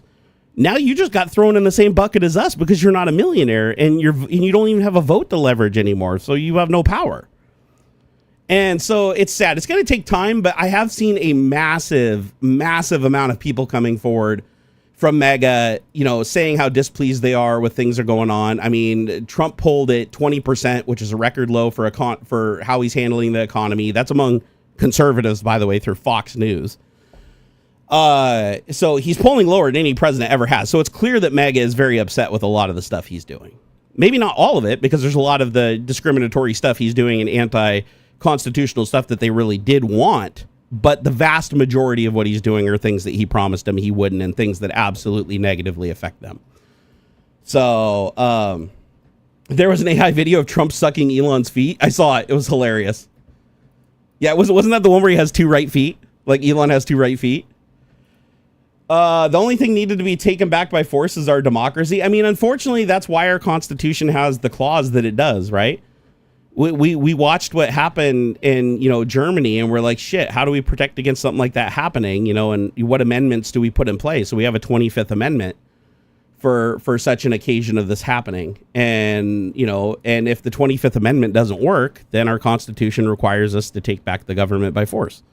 That's why the Second Amendment exists. If you guys have ever wondered why the United States is like the most armed country on the planet, with way too many guns and way too much ammo, all other things aside, the reason why that has persisted for so long without significant change is because it's a constitutional right. It's not a privilege. It's literally a constitutional right. And the reason for that is because we've had to fight for our freedom several times before. And that involved like needing to be armed to go up against an armed aggressor on our domestic territory. So it says specifically in the Constitution that if the government becomes tyrannical against its people and stops doing the work of the people and instead tries to establish some kind of dictatorship or authoritarian regime, the Constitution calls for the armed public in the states to organize a militia and to go remove that tyrannical government by force and elect a new government into place. And we've had that happen before with the Civil War, right? So that could happen again. Civil war is sadly the remedy. And it's looking like Trump will push far enough that definitely becomes a very real option. But do you think they will remove the Second Amendment at any point? Martin, I actually called this. So check this out. I've been studying World War II, so like pre-World War II German politics, right? Because I want to know, first of all, Germany used to be a democratic. It wasn't a democratic republic, but it was a democracy. They had a parliament that voted on behalf of the people, and they had two people in the chancellor's presidential role that did checks and balances on each other.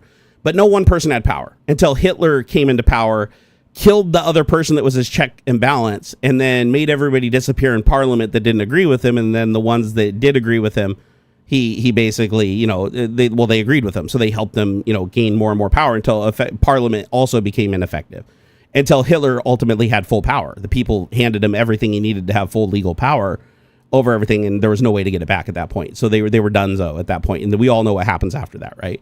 But one of the things Hitler did right after he consolidated power was he issued a proclamation that all Jews be disarmed, all their weapons be taken away door to door, and there be a law passed that Jews, or not just Jews, but Jews or anybody that doesn't align, like can prove with their history of voting and history of support that they support the Nazi regime in power, they cannot legally own firearms, because he wanted to make sure that he disarmed as much of the public in opposition to him as possible, because obviously they could eventually organize and rise up against him. And they did at some point try to do that, but again, they were, it's largely toothless because they were disarmed.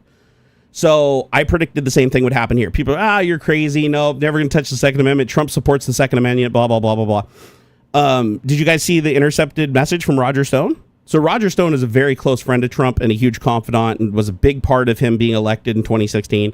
And surprisingly, a big part of him being elected this time around also, because he's been one of his most trusted advisors. And he loves Richard Nixon. He loves corruption. He loves playing the game, as he says, and being as corrupt about it as possible and cheating as much as possible. He takes pride in cheating. Well,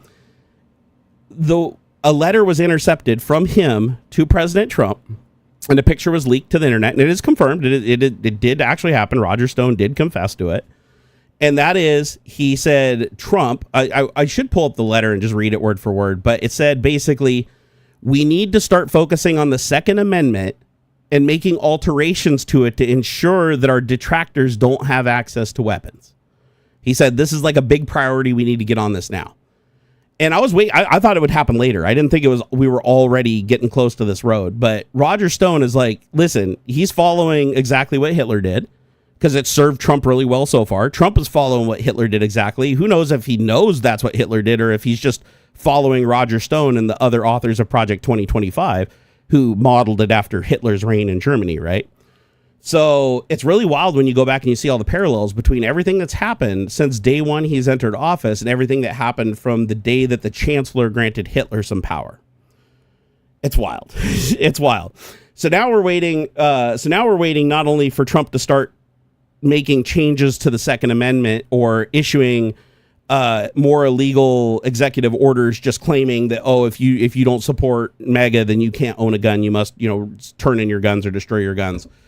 Not only are we waiting for that, but the next thing that's going to happen that follows with Hitler is dismantling the education system and controlling the curriculum that can be taught at the province or state level.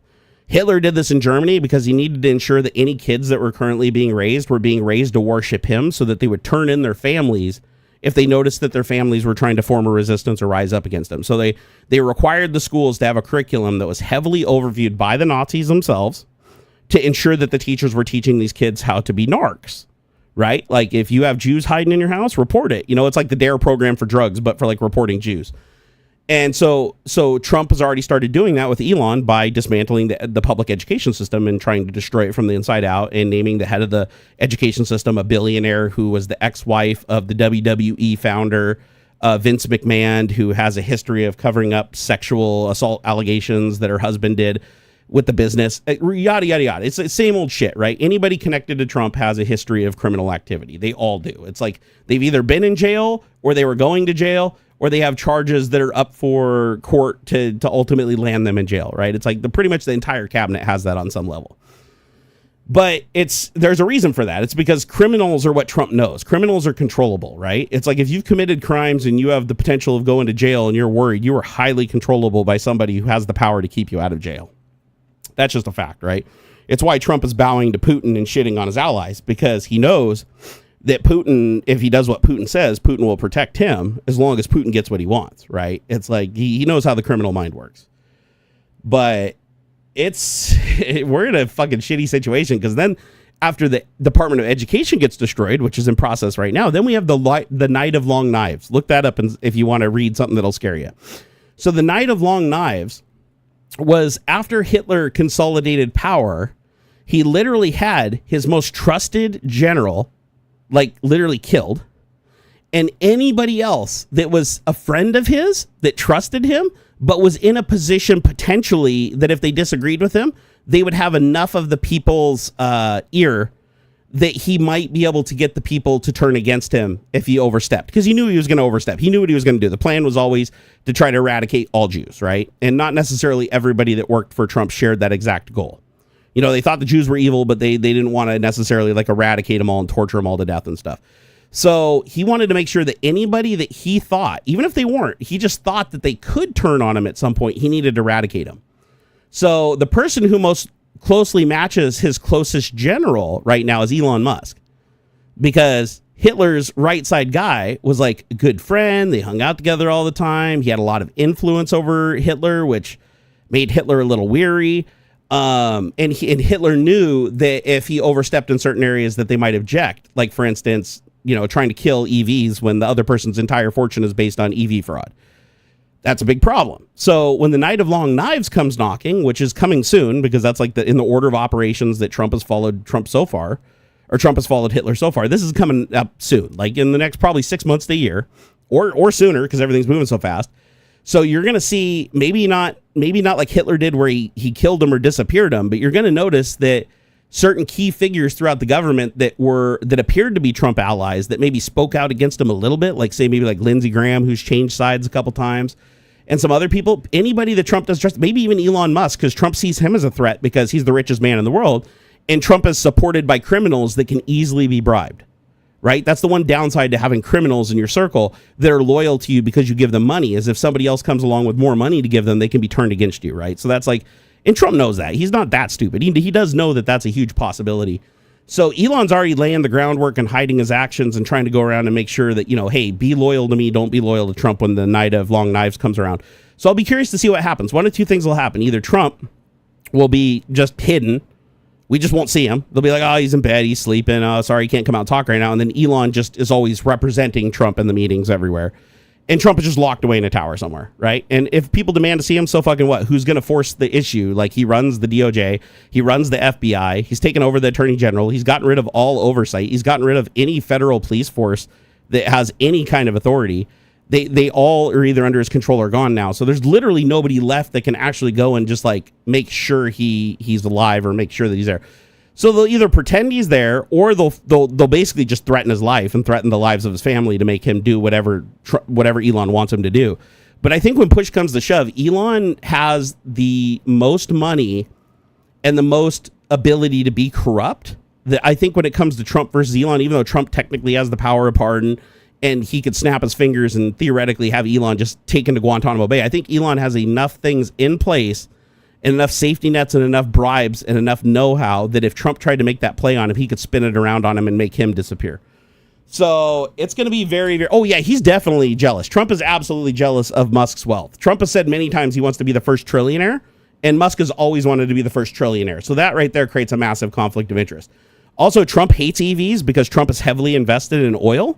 So he wants to kill all EVs, alternative energy, everything. He just oil, drill. And Elon's like, oh, climate change and sell solar and sell energy and sell EVs, because that's how he's made his entire fortune, is by, lying and overvaluing a company that sells EVs. And to do that, he can't be having the president killing all that shit and making it go away and driving his stock price down. Because Elon has already lost $100 billion under Trump. Just with Trump's current legislation against EVs, he's lost $100 billion in value under the Tesla stock. I haven't checked it today. Let's see. Is it rebounded? Nope. Still under 300. Still at 293. So yeah, the stock is still just down off its ass. I mean, literally in 1 month, it's down 109 points when it's only 293. So it's gone down almost 30% of its total value in just the past month. So Elon has lost 30% of his entire paper wealth, gone over $120 billion then. And it's going to keep going down. At some point, Elon, because it's paper wealth, meaning that once he sells all the shares, it doesn't equate to, his $100 and some odd billion. No, significantly less, because every share you sell brings down the price of the stock. So that the next share sells for less, the next share sells for less, and then eventually the shares just aren't selling because too many people sell because they're afraid of the crash. So they all sell too. And then it just becomes this big whole mush where like people just, they usually only get about a 10th, if not even less, like a 50th of their money out. But even then, that would still make Elon hugely rich, versus if he waits until Trump crushes EVs and pushes Elon's wealth down to a point where he can no longer bribe his men, and which is what he wants to do. Trump wants to just slowly eradicate Elon's wealth so that Elon is more controllable. But if he can't do that, and Elon fights back by just stepping off the board and selling all of his stock and just taking his $50 billion liquid and throwing it in an account, then Elon could continue to be a big threat moving forward. But you're going to notice that there's going to be a falling apart. It's not going to happen for a little while longer, but just like with Hitler, there will be a falling apart between Elon and Trump because they both think they're the king. Elon knows he can't technically be the king because of current legislation, but that's why he bought Trump, because Trump is controllable through bribery, and so are all the people he puts into positions. And Elon has the money to continue that bribe for the rest of his life. So Elon is technically president right now. Like, if you want to look at it as far as who has the power, who has made the most change, who most of the executive orders are linked back to as far as the person that wanted that order, It's Elon. So Elon is just basically using him as a proxy. Now, all the shit Trump's saying nice about Putin, a lot of that has to do with Trump himself, because Trump has always really been infatuated with Putin and thinks that he's an amazing person because he likes the fear. Both him and Kim Jong-un, he's said on a hot mic before that he loves the way their people in generals are afraid of them and give them so much respect and so much admiration out of fear. And Trump said, why can't we have our generals like that be here? Like here, he's like, I want that kind of respect and I want to experience that kind of power. And it's like, so, okay, well then democracy isn't what you want. Right. So yeah, it's sad that we're at this state. The world is no longer what it was yesterday. And, you know, the United States is no longer a democratic republic. At least it's not a functional democratic republic anymore. And what I mean by that is judges are still making orders, but they're not being followed. Right. The Congress and Senate have been completely neutered. There's no way to make any kind of unilateral action or any kind of bipartisan agreements. And even if the Congress and Senate just didn't exist, Trump would still be doing the exact same things because he is controlling the purse, and he has taken another person who isn't even elected and gave them more power than any president has even had, under the operating condition that he can pardon him for anything, because any crime that he commits in the service of illegally fucking with shit in the government is all going to be felonies. All the way up to treason is still a felony. And the one thing presidents can do is they can pardon felons. So Elon already has the preemptive pardon. Otherwise, he wouldn't be emboldened to do the things he's doing right now. So Elon already has his pocketed preemptive get out of jail free card to protect him. That emboldens him to do everything he's doing. And it doesn't matter what they do. No matter what Trump, I looked at it. Legally speaking, Trump could just murder kids on TV. I'm not saying he will, but I'm just saying he literally could just murder kids on TV. He could put them in a gas chamber and broadcast it over broadcast frequencies unencrypted to everybody's aerials. He could if he wanted to. So we're lucky he at least has that little bit of restraint, right? Because he can technically do that. Sure, the people would hate him and there would be a higher risk of assassination and stuff like that. Sure. But he can do that, and there's really nothing we can do about it, because any judge that rules against him will immediately be overridden by the Supreme Court majority that granted him the unlimited immunity that says that as president, he can do anything, even in a personal capacity, so long as he himself says that it was for national security. Even if every other person on earth disagrees, how is killing children national security? He doesn't even have to say how. He just has to say he believes that it was in the best interest of national security, and boom, he cannot be prosecuted. He cannot be forced or compelled to go to court and testify. He cannot be charged. He cannot be convicted. He can't be arrested. Even if he could be arrested, the FBI and the DOJ would work together to make that arrest through the Department of Homeland Security. He controls all three of those. He's put a criminal person at the head of each of those organizations that has a past of either being in white supremacy groups, supporting Nazi ideals, or straight up just being in jail, right? Like the leader of our military right now is literally a alcoholic that has been written up more times than I can account, who has a history of verbally abusing women. And that's the head of our military. And he was literally just a journalist before. Like, he has no experience. You know, same thing. It's like, why is Pam Bondi our attorney general? Because she was the one AG in Florida that stood up for Trump in 2020 and said that he was the president and he did win the election and everything was rigged and that January 6th was a peaceful event and it was a lie that anybody did anything bad. And she said all the January 6th protesters should be released immediately, even the violent ones. So that's why Pam Bondi got the job, because she was willing to parrot anything Trump said for his favor. So obviously she'd be the best attorney general, because she will violate any oath and perjure herself and do anything. Same thing with his press secretary. If you go back and look at the history of all the people he's appointed, it's not because they're honorable people that have a history of doing upstanding things and are respected by their inner circles. No, they've all been like demoted or fired or written up or punished or put in jail or prosecuted for crimes or participated in felonies. Like, they're all dirty. Like, the entire cabinet is dirty. That's why I thought it was funny when Elon Musk looks at the cabinet and he's like looking at Peter Navarro from jail, this other person from jail, next person from jail, person currently facing a felony, a sexual assaulter, an alcoholic, 2 drug addicts. You just go down the list and he's like, this is the great, Elon said, this is the greatest cabinet any U.S. president has ever assembled. And that was Elon's like little meme saying, this is the most controllable and corrupt cabinet that has ever been assembled that's going to allow me to do anything I want without any problems whatsoever. And but again, you know, MAGA's a cult, and they've been conditioned for ever since 2016 to ignore conservative ideals, don't look at the details, don't research anything, trust that Trump is the chosen one by God, and anybody that he picks for a position is then by proxy chosen by God, and he's going to deliver them and save them from Satan, when in reality it's like little Nicky, and you know, he's the priest, you know, his feet are on fire standing on a heating pad, because it's really the devil acting like he's the priest telling the people to sin. Right. And that's who Trump and his people really are. It's like they're driving everybody away from Christianity. Every woman that's in Trump's circle that has a cross around her neck all have histories of cheating. Lauren Burbert cheated on her husband, was doing drugs in public with another dude while groping him. You have Marjorie Taylor Greene, who seriously fucked her gym instructor while she was married to her husband, then fucked a tantric sex coach that she also met at that same gym. They also said that the guys were friends, so it was probably like an Eiffel Tower or a threesome.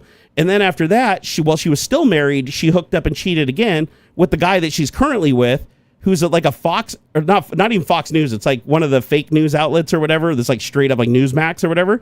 Some Newsmax reporter that Marjorie Taylor Greene cheated on her husband, but then she eventually, you know, filed a divorce, and now she's with this guy. But this guy was in the meeting yesterday with Zelensky, and he actually spoke out of turn and like attacked Zelensky for not wearing a suit. And we're like, why is this fucker in the room? Like, this guy has he doesn't even have a connection that would grant him any level of access to be in the front room in this row. And it's like, oh, because he's banging Marjorie Taylor Greene, and Marjorie Taylor Greene is God-fearing Christian with her little cross around her neck talking about decency and everything. Well, she neglects her children. She has a hardcore history of neglect, both Lauren Boebert and her, of their children. And it's like, Jesus. It's like, if you do any research on any of these people, you can realize they're all fucking terrible people. And the ones that are claiming, oh, Christianity this and Christianity that, they're the worst of them all. Like, they're the ones that are straight up, you read the Bible and it warns you of these people being false prophets and these people being deceivers and scammers and con artists, you know? It's wild. But MAGA, being a cult, is indoctrinated and trained through repetition to not research anything and to never believe anything that doesn't align with their leader, who benefits from them believing anything else. It's wild. It's wild. But luckily Trump is now doing enough damage that it's getting noticed. Like a lot of the MAGA supporters are having enough damage inflicted on themselves that it's forcing them to do inward reflection and actually start researching things, instead of just feeling like they're owning the libs. Because if like nothing happened to them, they would just continue being like, yeah, we're winning. Look at all these liberal children dying and starving. Like, oh, we're the master race. We're going to win. Just like, you know, Hitler did, riling up the Nazis, right? Look, we won. We drove out those evil Jewish children that were like taking our jobs and and trying to eat your kids. And that same shit's happening here now. And it's not until they take personal punishment to themselves that we actually get some traction where they're like, oh, wait a second. Now I'm going to actually do some research, because I shouldn't be taking damage. Why am I taking damage? I supported the man. And then those are the people that are now defecting. But in typical cult fashion, all the people that were hardcore Trump supporters ever since the beginning, that voted for him every year and openly supported him publicly and have a history of just unrelenting support for the man, they put out one thing that says, Trump, we lost our jobs. We're hurting. We can't feed our families. Why are you doing this? And instead of everybody else jumping in and saying, yeah, I agree, this is bullshit, all the ones that aren't affected, that haven't lost their jobs yet, are ridiculing that person and telling, oh, you're poisoning the cause. You're not a true MAGA. You're a rhino the whole time in disguise. Because that's what cults do, right? They either force you and shame you into coming back into the circle. And if they can't force you and shame you into coming back in the circle, they blow you away so hard that you lose access to your friends and family. And then you feel bad, right? That's how cults work, right? They use the group that you brought into the circle against you to keep you from leaving. So you either all have to leave as a group together, which is really hard to coordinate and do when you're in a cult, especially when you've been indoctrinated to believe lies. And so that's how cults are able to retain people, even when everything they're saying is like so common sense, like even just basic common sense discounts it. It's still, they have to go with the faith element that's been indoctrinated into them, because they know what the punishment is like if they try to research or they try to see what the truth is. So it's just easier for them to just stick with the pain and just ride it out and still have access to their friends and family than to speak out against injustice, you know, once they figure out something was wrong. It's scary. It's scary. I studied a lot of psychology when I was in my 20s. I was fascinated with it, because even my inward inflecting on my own mental issues, right? Like, I wanted to know why humans are so easily brainwashed and why we're so susceptible to indoctrination, and how it is so easy for us to be turned from an objectively good person with a good heart that wants to help people into somebody who will literally kill them people ourselves for our own benefit. And it turns out that it doesn't take much to flip a lot of people from one side to the other. They're riding right on that event horizon where it just needs a little nudge. And if you can target that group, if you have an effective means of using like things like AI, pattern matching and stuff like that on platforms and algorithms to track, find, and target those specific people that are most easily influenced over that line, you can build an army really, really quick. And those people don't even realize they've been indoctrinated until they're so far deep, there's no getting out. Gaming Matty Rock said, did you hear Andrew Tate is back in the U.S., but the governor of Florida went against it? Dude, I love that Ron DeSantis was like, I do not support him coming to Florida. Because I don't know if you guys know or not, but, you know, Donald Trump and the Tate brothers are good friends. And Donald Trump has spoken at volumes about the respect he has for Andrew Tate and his business, you know, that he does his class teaching men how to mistreat women. Like Trump is a huge fan. Right? Huge fan. They've had in-person interviews and talks a lot. And the very first thing that they did when they landed in Florida is they said once they get settled, they're going to go meet in person with the president. And I have no doubt that they will, because Trump will be more than happy to sit down with them. And all they're going to do is talk about how, oh, you guys got a raw deal. You guys, they just told lies about you, just like they told lies about me, and lies about Putin and lies about Kim Jong-un. It turns out we're all the good guys and everybody else were the bad guys this whole time. Trump embraces other sex abusers and other people that have committed similar crimes to himself, because Trump knows those people because he knows himself, right? And they figure if they can get enough people that have enough influence over these indoctrinated groups that they can hang on to them against anything. Doesn't matter. It could like come out, like a video could come out showing Trump just like straight up just raping and murdering every woman in town. And they'd just be like, it's AI generated video. Nah, never happened. You know, it's like there's nothing you could show. You could literally take them there in person and show them it happening. Like a flat earther, they'd be like, oh, it's a hologram. Oh, I'm actually asleep and you're injecting false memories into my brain. Like every single conceivable impossible thing will be their first go-to in plausibility versus the simplest and most common and most verifiable internally and externally thing right in front of their face. That's what true indoctrination, that's the power of true indoctrination. It truly is. That's why Elon Musk loves being a professional liar, right? I mean, he is a good con man. Elon Musk, he's not an engineer. He's not a software developer. He's not even that smart.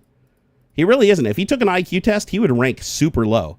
However, he is a great con man. To be a great con man, all you have to have is no ethics, no shame, no sense of guilt, which he clearly doesn't. That's why he has 14 babies with like 5 baby mamas that he cheated on every one of them with the next one. And he treats his firstborn like a piece of shit just because they're trans.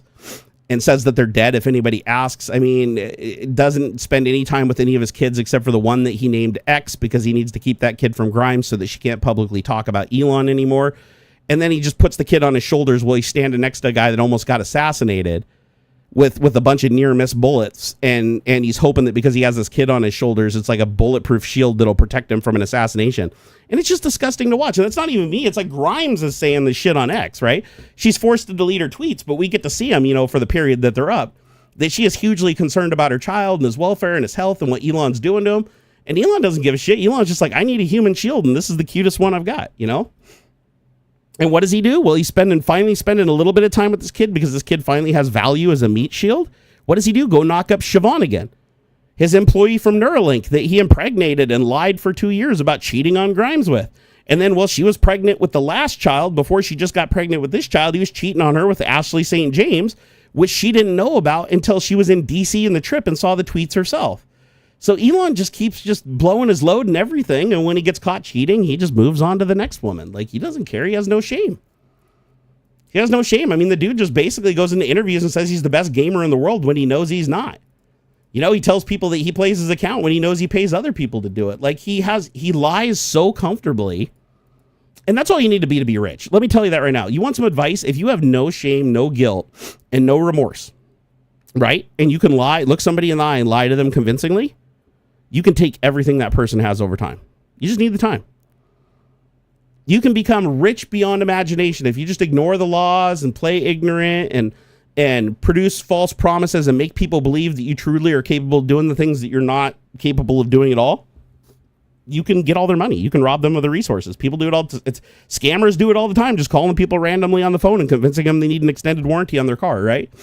It's like what Elon does is exactly the same thing as Elizabeth Holmes at Theranos does. He promises things that he knows he can't deliver on by claiming that he's already delivered on them and they're just right around the corner, and then they just never actually manifest. And then when the money stops coming in, he comes up with another lie. It's that simple. It's not a complex thing. It's not like he's playing like 4D chess here. He just found a group of people that want to believe what he's saying is true. And if they want to believe what he's saying true so much and he can lie to them so convincingly, they'll just keep buying it over and over and over again. As long as they get a little crumb every once in a while that's somewhere in the ballpark of what he created, like, you know, a car comes out or something eventually 4 years late that's still, and they paid for autopilot and still don't have it. It's like that's still just enough to keep most of them on the hook. And the ones that do say, nah, he's a shyster, and they leave, nobody else listens to him because they're still infatuated with him and they still believe that he's some kind of super genius that's going to like save the world because they bought into a false story that's already been disproven. But sadly, they're unwilling to do the research to see that it's been disproven because the man himself told them that they can't believe anybody else but him. Even though he said, believe what you see, not what you're told. And then right after that tells him you can only believe what I tell you. But people don't pick up on those patterns. Because again, when you're stuck in the circle of the storm, when you are indoctrinated into a cult, you don't see these obvious things. Like I get frustrated because I'm like, how can you not see what's happening? How can you not see? All the data's there. It's right there for the picking. All these sources, you can go see it. You can recreate it with your own eyes. You can go talk to the people. You can touch the things. You can do, like, you can go as deep as you want and find all this information. Why are you willing to believe the one thing this guy is telling you over everything that's tangible that shows otherwise when he is the one that benefits from you believing the lie that he's telling? And the answer is usually just faith, or I don't know. I just feel like he's a super honest guy. It's like, okay, all right, well, now you have to go through something traumatizing to yourself to finally get to the point where you'll research and get away. And then when you get away, the other people still won't because they think that you've been compromised, right? It's just, you say it out loud and it's just like, oh my God, like, how does this shit happen? But it does, man. People get brainwashed. Everybody's like, how could grandma give all of our inheritance to an East Indian guy on the phone claiming he was a tech support guy trying to protect their computer from a virus? How did my dad give $600,000 of my inheritance to some woman who turned out to be a Nigerian man named, Malik? Like, how did that happen? But watch Trilogy Media. It's not so far-fetched when you see it happen over and over and over again. You start to understand that they all share the same thing that Elon Musk and Trump do. They just lie convincingly and tell people what they want to hear. If you lie to somebody and you tell them what they want to hear and they want it bad enough, no matter how unreliable the information is and even if there's only a 1% chance of success, a lot of them will still go, you know what? There's just something about this guy I trust. And by the time they get to that, they're done for. Their money's gone. Or more, even their lives in many cases. Let's hear. AKA being a psychopath is the best starter to become a successful businessman. It actually is true. Like a lot of, there's been studies that have proven that a lot of billionaires are sociopaths. Because business people that are highly successful, the fastest way to become really successful and beat your competition is to not have ethics. You can't have ethics. You can't have emotion. You can't feel for other people. In order to be successful in business and become a millionaire and billionaire like Bill Gates, you have to create boundaries between you and the people that you take advantage of. You have to look at them as numbers, not as people, right? You have to look at them as profit margins and not as like human living beings that live a life just like you. And sociopaths are really good at doing that. Like sociopaths actually excel at messing with people, like, and even causing the pain themselves, which Elon definitely falls into sociopath because Elon, if you look at his tweets, if you just go through and look at his 200 tweets a day that he does every day, like clockwork, it's clear that he doesn't feel anything bad about anything he's doing. Like every single thing he's doing, even though it's costing jobs, kids are dying, we can see like his results tied directly to the death of starving children. He thinks it's funny and makes jokes about it, We show the Nazi shit that's going on in our country, and he changes his name to a Nazi name, which was Hitler's right-hand man. He takes his right-hand man's last name, puts it on there, he changes his name to Big Balls. Like, you can tell that he's reveling in it, and he's really enjoying the pain and suffering he's causing. That's what sociopaths do. They literally take great joy in manipulating and hurting other people. Like, that literally gives them a dopamine boost that most people get by being nice or doing something nice for somebody. He's the opposite. He literally gets off, like, when he can convince a woman that he loves them and they're the real woman he's going to stay with forever, and then he blows a load in them and gets them pregnant, and then he can convince them after them separating, when he cheats on them, he can convince them to come back and have another baby, and then even another baby while he's still actively cheating over and over again. To him, that is the most amazing game ever, and you can tell he takes great pride in it. Like he really enjoys being able to manipulate somebody into going to bed with him, believing that it's true love and that's the long-term relationship he's going to finally settle down with. They think they're the one.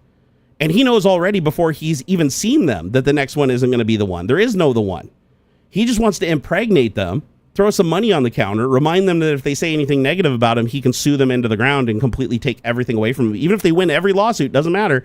He can use lawfare to basically just drain them because our legal system doesn't know how to deal with somebody who has infinite resources. And so they're all quiet. That's why you notice none of the women he's with talk. None of them. Not a single one. Grimes isn't allowed to talk. She gets punished when she does. His first wife, his second wife, girlfriend, or whatever that he had, because none of them are allowed to talk. The only people that talk are his estranged daughter, who changed her last name and basically divorced him because he tried to get her killed for being trans. And I guess X, his limited communication, I guess he has to kind of talk to him because Elon kidnapped him from his mother, and it's not really like he can do anything else. But yeah, he has no really other interaction with any of his other kids. The Ashley St. James lady, he impregnated her. She had the kid. Once she had the kid, he was like, he doesn't like them once they're pregnant and has a kid. He needs to wait for a while for their body to come back. So he just abandons her and goes back to screwing. For Elon's like, I'm just going to ignore that anybody asked. No, it was artificial insemination. Then if it was artificial insemination, then why is he like with her now and then banged her for the third child and then banged her again for the fourth child while he was with Grimes and while he was cheating with Ashley St. James, also impregnating her? It's like, it's clear that he's not artificially inseminating anything. Like, the guy has a breeder fetish. Oh, am I back? I should be back. It said I don't know how long was it out for? What was the last thing I said? We'll probably wrap it up here in a minute, and I'll do a network diagnostic. Maybe I'll head over to Twitch once I figure it out. I wish that there was a way for OBS to like upload the dropped frames so the VOD didn't have the stops in it. That would be nice. Elon is shutting it down. Dude, I am so far. I am so far low on Elon's totem pole of people that hate him and want to see him go to jail. I'm sure he doesn't even see anything. He muted me a long time ago, and I know he has because I've actually set up scripts that intentionally snipe his posts and reply within milliseconds of his post going public. And my posts immediately disappear in his comment section under my alt account where nobody can see him, even when I'm the first one of 10 people that commented. So yeah, I know Elon's muting me. I know that I'm rarely seen in the comment sections, even by my own followers. So, but I know he doesn't see my shit. That's why I get away with like saying such crazy shit. He bans people for saying like so much less.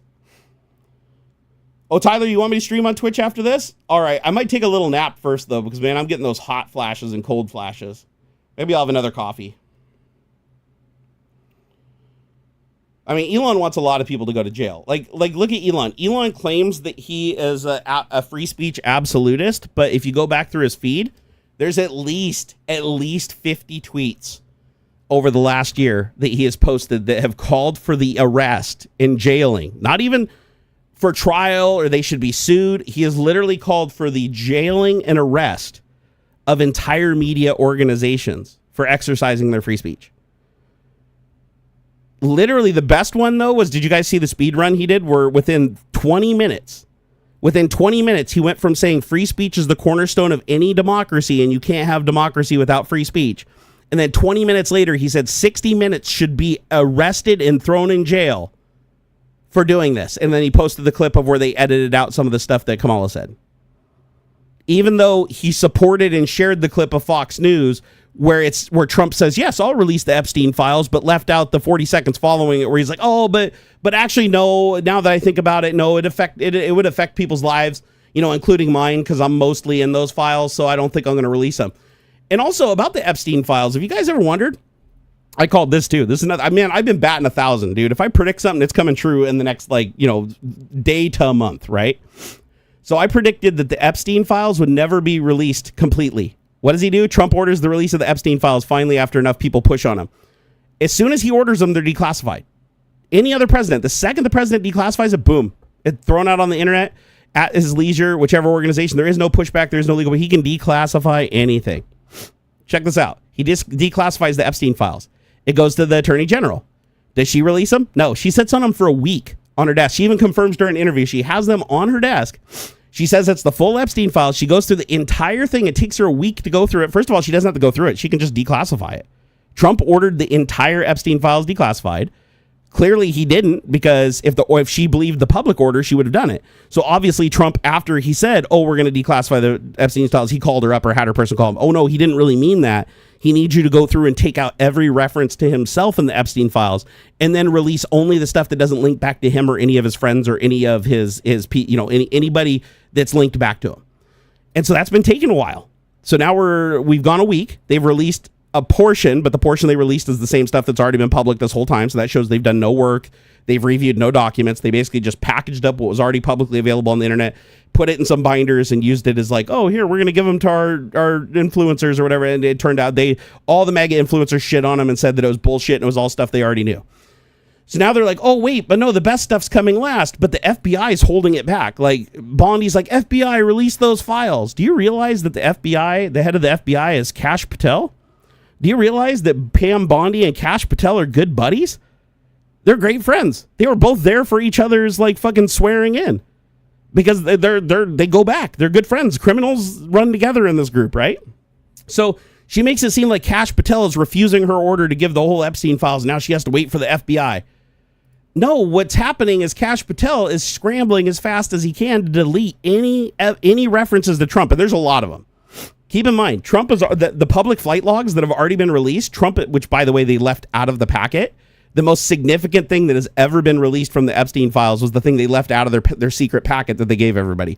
That's a little concerning, because that contains Trump's name more than any other person. The only other person that the name is on more than him is Ghislaine Maxwell, Epstein's right side person. Other than that, Trump flew on the Lolita Express to the island and many other destinations, including Las Vegas, with Epstein on his jet. And many of the times, underage girls were on board. Okay, so this looks bad already on the flight log. So do you really think that the Epstein files aren't going to contain any more references to Trump, when Epstein himself on the public record said that he literally has hundreds of hours of video and audio that include him and Trump over the years, and they were like inseparable friends for 28 years before the allegations came out and Trump distanced himself and said that he didn't know the guy? Even though he literally said that he's been a great friend for 15 years and he literally moved close to Mar-a-Lago to be closer to him, and that they partied together all the time and he was great and he really loved young women. It's like, of course Trump is all over the files. So what do they do? Elon fires everybody for oversight, because if we had oversight, they would be able to look at the documents along with the FBI reviewing them to make sure that they're not redacting anything that goes against the full order, or they'd be able to read the actual order from the president and tell us if it really truly is a full unredacted release, or if it's just publicly unredacted, but then privately the order of the FBI is redact anything with Trump in it. But I think it's clear that because it's taking them so long to release it, that they are having to go through it multiple times to make sure they get out every single reference to Trump, because he is literally everywhere. And it is so heavily entwined in those documents, they cannot risk releasing something that embarrasses him. So the documents that actually get released are going to be missing a lot of shit. They're probably going to try to cover it up by obscuring page numbers, redacting page numbers so you can't see which pages are missing. There's lots of techniques they can use. Physically destroying the information, saying that it's no longer available, that, oh, Biden must have ordered it destroyed or something. But one thing is for sure, the amount of time that it's taking, absolutely, and even Mega agrees with this, that it makes no sense. If Trump declassified it, it should have just been like, boom, pushed out to the public and done, right? As a matter of fact, that's what happened with the other files he declassified, right? They were just pushed out in full. This is the only one that's being handled over weeks, and only being handled specifically by corrupt people he put in charge and nobody else with zero oversight. That should tell you everything you need to know. So Trump definitely has been to Epstein Island. Trump has definitely diddled some young girls. And Trump definitely does not want that to be public information. Now, he doesn't care if Kash Patel knows it. He doesn't care if Pam Bondi knows it, because they've pledged fealty to him, even though they know the horrible things that he's done. Like obviously they're not going to be shocked by anything they see. As a matter of fact, they're going to see it and just be like, oh, well, we already knew this. Like, we literally support the guy after he did these horrible things. This isn't going to be the straw that broke the camel's back. And plus, even if they wanted to push back, they can at this point, because Pam Bondi and Kash Patel, if they try to put any information public that Trump doesn't want made public, or they try to resign and protest, Trump can destroy their lives. We've already watched him, militarize our government against everybody else. He's already publicly said that he's going to go after all of his enemies with the full force of the justice system. So he's already doing all the things that he claimed the other side was doing when they weren't, and now he's going to actually do it because, again, he projected. So just be ready. Be ready. A lot of shit's going to hit the fans. Your best protection is if you're in a blue state. If you're in a blue state, the blue state governments can fight back against the federal government. It's not going to make products cheaper.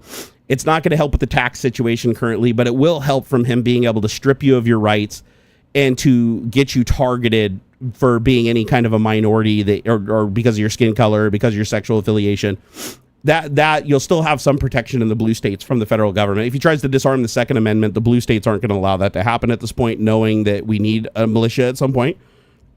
The vast majority of our military resources that would be needed to attack other nations or domestically attack our own are housed in blue states and usually under the control of generals that also live in those blue states and live with those soldiers.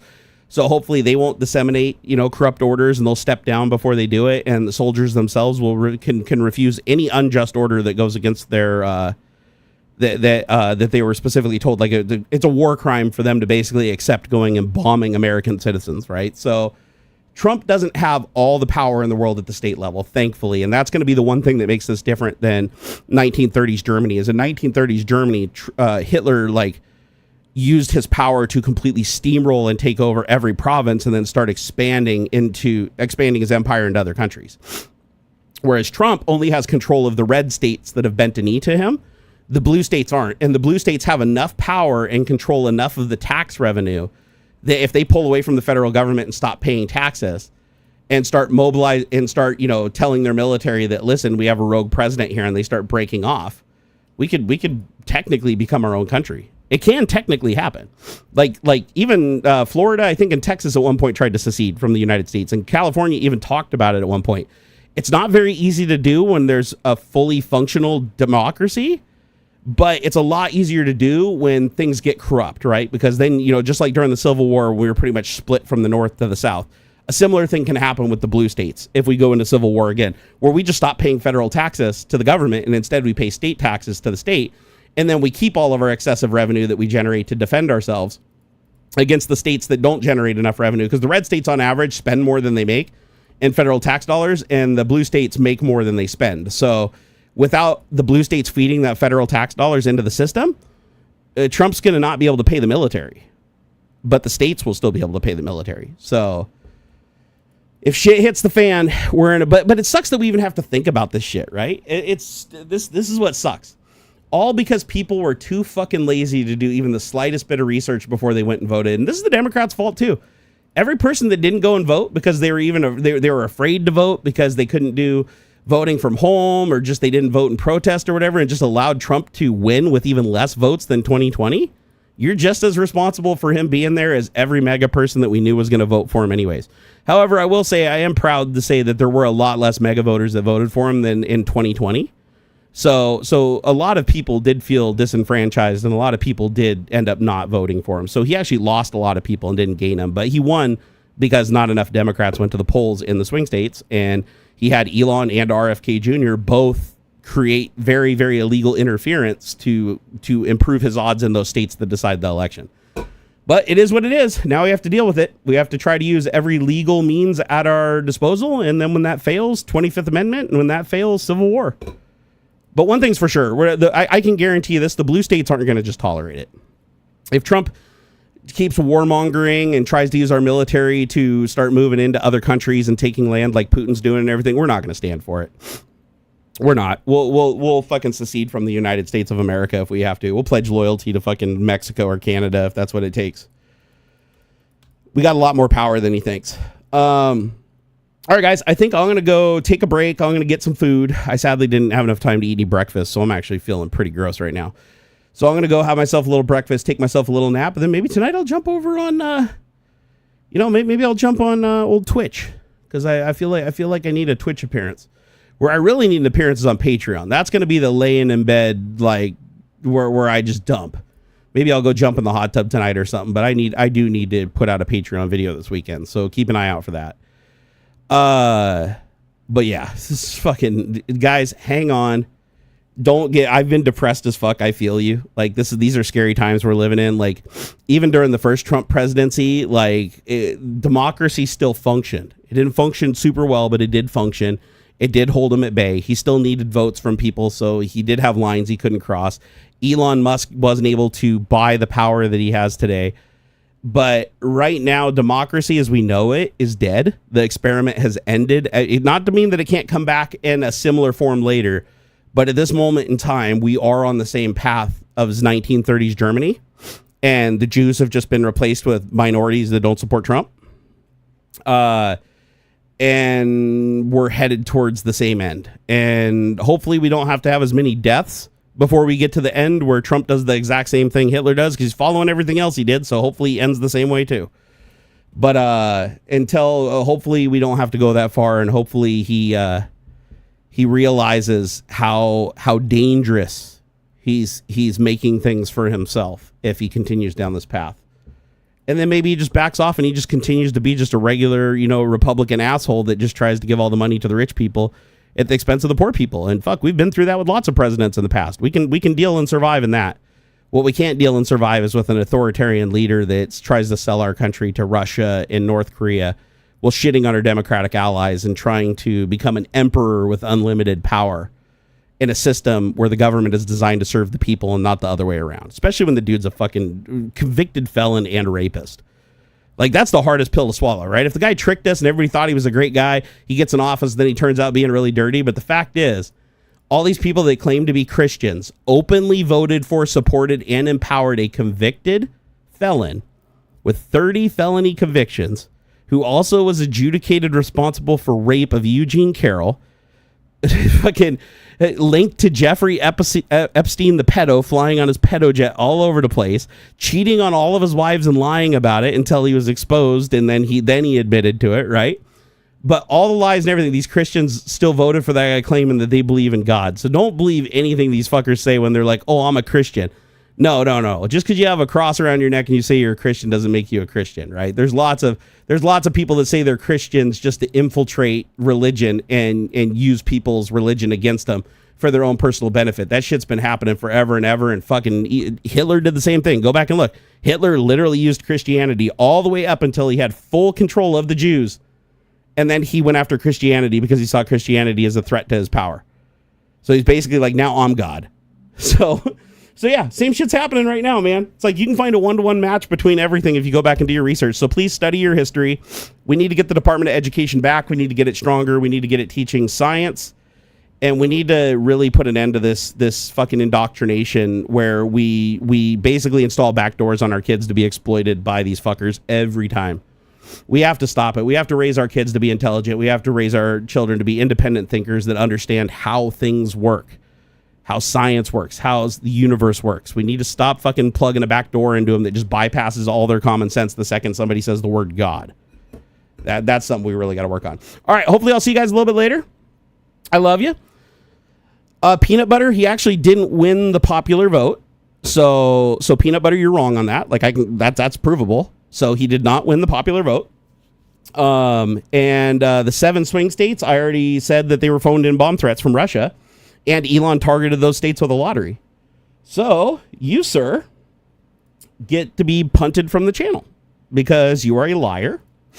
And you'll also notice that Biden didn't get nearly as many votes as he did in 2020 because of those bomb threats, shutting down those locations and them not hitting the poll numbers they were projected to poll by the number of people that were in the lines before they were dispatched for the 3 hours that those polling locations were shut down.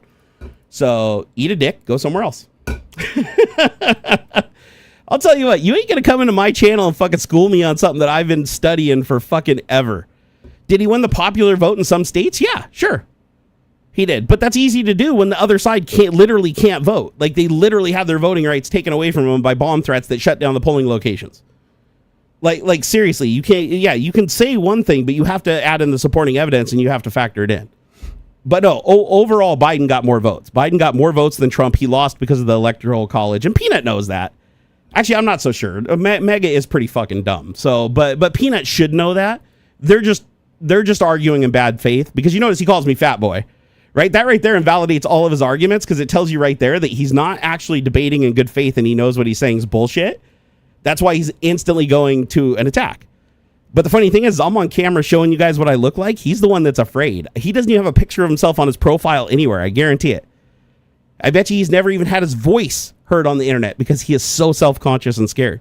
So I might be fat, but I'm not afraid to go in front of people and speak my mind. You're the one that's hiding behind the keyboard, bitch. Plus, he's probably only 11 years old and he doesn't want his mom knowing he's on the internet. So that's usually the real reason. And if that's the case, then I could see him not actually knowing the truth, because usually at that age, you're hugely impressionable and you just repeat what your parents say. And usually, you know, if he's talking that way, his parents did a piss poor job of raising him. And I think we can all agree on that. My body is beautiful. Thank you. I fucking love my body. I just wish it played ball a little bit more when in the nerve department. All right, guys, take it easy. I love your faces. I'll see you guys hopefully in a little bit later. And maybe that dipshit will show up on Twitch too, so we can ban him a second time. It's good times. All right, later, guys.